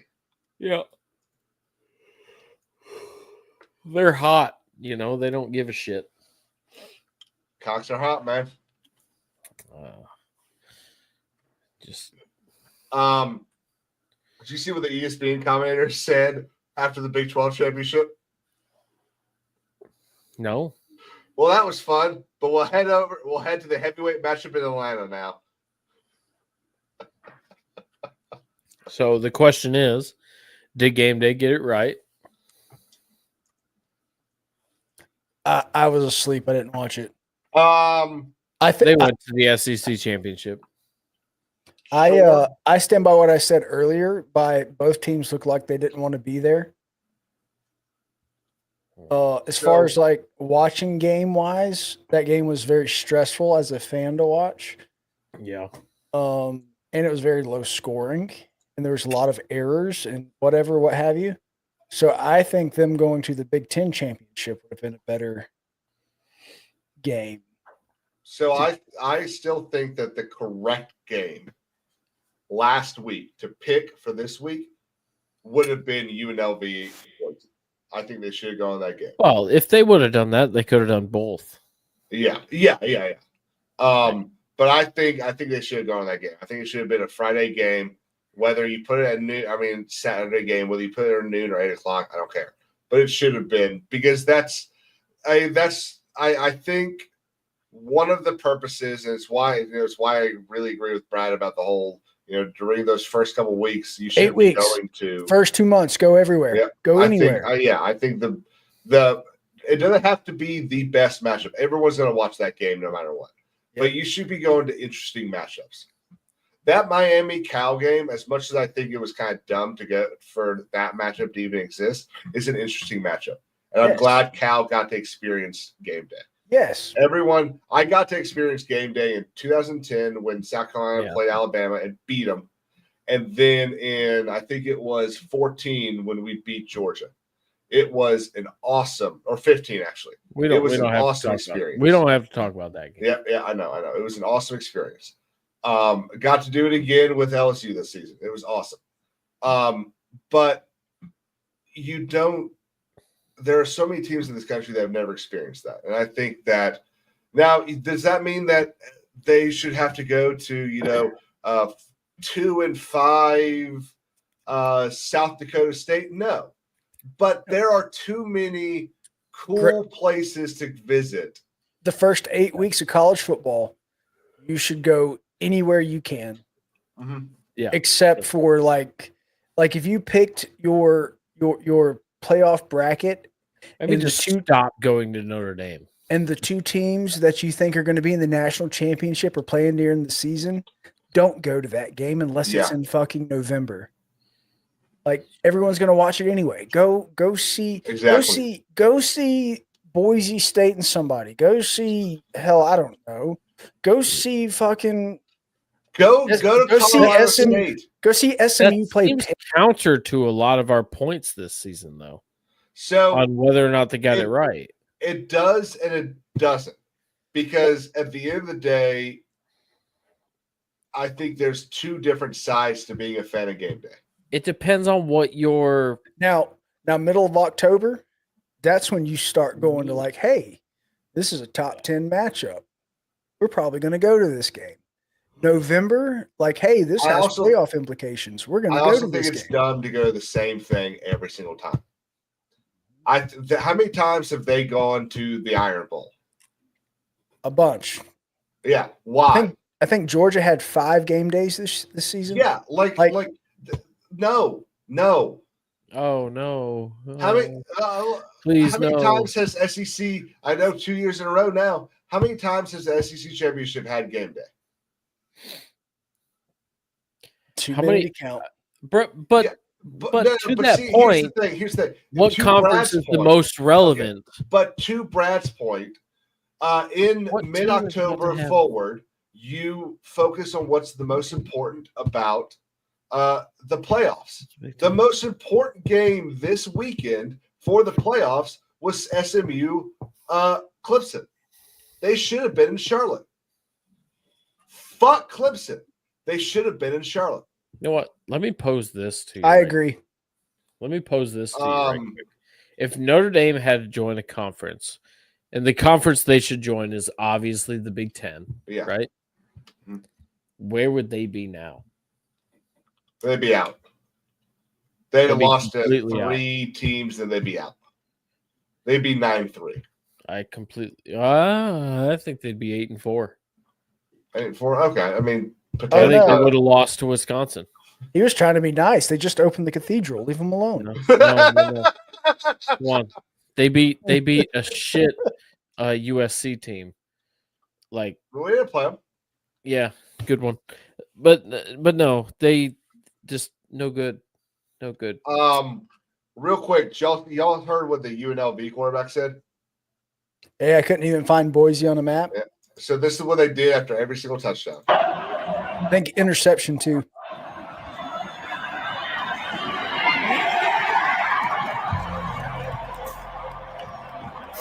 Williams brought down at the 10 in your life. That is top tier level trolling. That's good shit. That's good shit right there, boys. Damn. Well, how do we feel about the stream tonight? Do you think we covered everything? Did we leave anything on the table? What do you think? No kick? No Pat McAfee kick? Nah. I'm not sure if they did it. Did they do it? Well, let's. Did they do it? It's a tradition. Yeah, they did it, and they offered him $1.2 million. Okay, well, don't tell us what happened. Yeah.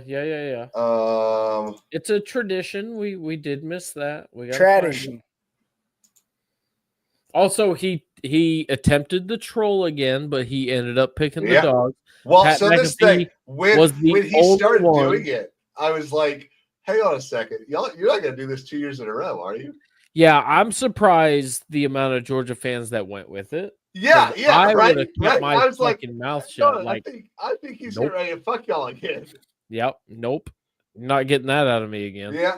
Okay, I do kind of want to add something. Did they get the pick right? Everyone picked Texas except for Pat McAfee. No. Did they get the guest picker right? Oh God! Well, God! I say yes because that dude knew a shit ton about football. Here's the thing, Brad. Go back and watch it, and he is looking down at his script and notes like the entire time that he's referencing stats and stuff.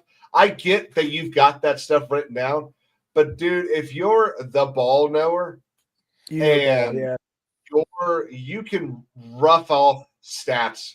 Yeah, you can regurgitate shit talk. Yeah, I think he probably knows enough, and then they gave him stats. What's up, Jim? But he had really good picks. Besides, Time out. Point of reference for you, Brad. Caleb has a severe Timothy Chalamet dislike. I hate him. Of Timothy Champagne. Who are we speaking about? The guest picker. What's his name? Timothy Chalamet. Oh, okay. Who is that? Timothy Champagne. He was in fucking Dune. Oh, the dude in the pink jacket. Yeah. Why do you hate him? I just hate him. Hates him. I just hate him. Hates him.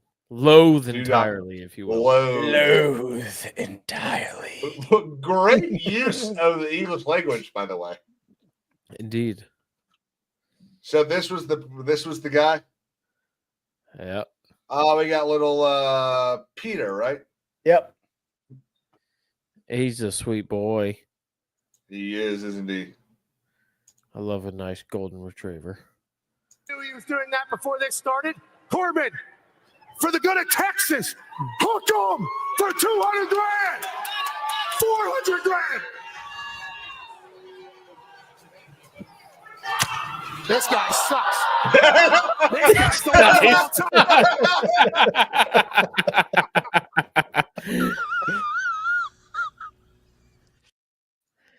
Okay, we need Jim. Your whole work is to get that sound clip. He was doing that. Oh my God! Oh, I'm getting that. $400,000. It was the most clearest one yet. This guy sucks. This guy's save that clip for me, and I'll find it. Yeah, I'll make a clip. This guy sucks for sure. I'll make a clip of that for sure. Did he get a second attempt? Yeah, he does, and they up it to the highest it's ever been. Yeah, shit, was that the second attempt? No, that was the first attempt. That was the first. Timmy, you want a match? Yeah, I'll get in there too. Then 33 yards. Stand for Is that legally binding? Yeah. 1.2 million. Come on, Corbin. 1.2. Holy hell. That's a lot of money. You're a lawyer. You live nice. You wear suits. But 1.2 million can change a lot of things. On SEC Championship Saturday in Atlanta, for $1 million. That got pretty expensive quick stuff. Shit, dude. Hey, I'm gonna go back and check the end of our streams to see if the kicker. We did that last week or 2 weeks ago, and they've only actually made it like twice. Yeah, and there's no correlation, or sorry, there's no causation. Are you sure? Because I think the Georgia guy made it and we won. It's fun. It's a really fun idea. I'm gonna check it. You're gonna have to check. I'll check it again. So something I do want to bring it up, and I'll try to keep it quick. But since it is conference championship weekend, the Dr. Pepper halftime fucking throw the ball in the can, that shit needs to go the fuck away. Really? Why? It's an atrocity to watch people not even throw a football correctly because you're not supposed to throw it. You're supposed to. Something different needs to happen. We need to do something different. They've been doing it so. Yeah, they started doing this when that one girl did it and just fucking nailed it. Yeah. Yeah. But I remember being there in 10 and watching that and being like, "Oh, cool! Someone's gonna get $100,000 to pay for college. That's really neat." Well, now we get to watch it every weekend because of Pat McAfee. That's right. I think it's pretty cool. So, Dr. Pepper, step your game up. Too bad. And I will say the Dr. Pepper commercials, undefeated. Oh yeah, the new one. Fansville. Yeah. But defense has to play lights out. Oh, our defense sucks. It's fantastic. It's like my whole life's a commercial. Oh yeah. Oh yeah. Yeah. The fourth wall one. Yeah. Oh, yeah. fantastic. Yeah. Well, boys, I think this stream has been a productive one and a good one. Let's take a look at our prediction once again, just to close it out. Take a gander. I think we've got it pretty much on the head. I still maintain that Tennessee is going to host over Ohio State. Well, you had even said yourself, currently Ohio State is ranked over Tennessee. So, yeah. But I think they're going to look at everything and they're going to have some sort of bullshit speech tomorrow. We decided this because of this. And at the end of the day, it's really going to be the Big Ten is not hosting two championship games or two games. I see. Well, here's what I will do. We are going to come to you tomorrow at 1 p.m. Eastern Standard Time, and we're going to review what the actual college football rankings happen to be and what this actually looks like. I'm going to leave this as it is, and we're going to see how fucking close we were, and then talk about agreements, changes, if we got it right. Talk about the matchups again. We'll expand upon those a little more. It'll be a shorter stream, I project, but nonetheless, we will be here tomorrow afternoon at 1 p.m. Eastern time. Be sure to catch us there. What time is the show? It's at noon. Okay, so I'm just going to add a little note to this. If Christ himself descends from the heavens and fixes everything that is wrong with the committee, and somehow South Carolina actually gets put in, we'll go live way earlier than 1 o'clock. I can promise you that. Yeah, he has access, so he will do that. He has the ability. If the Lord to do that. himself descends from heaven and puts his hand upon those blessed people.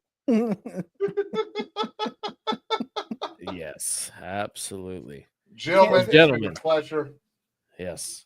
Jim, thank you for having me. Absolutely, man. Caleb, King's Advisors. Y'all, go look him up. He's doing a lot of gaming over there. It's good times. It's good fun. Yeah, he plays. What do you play now? Soul Dark. Dark Souls 3.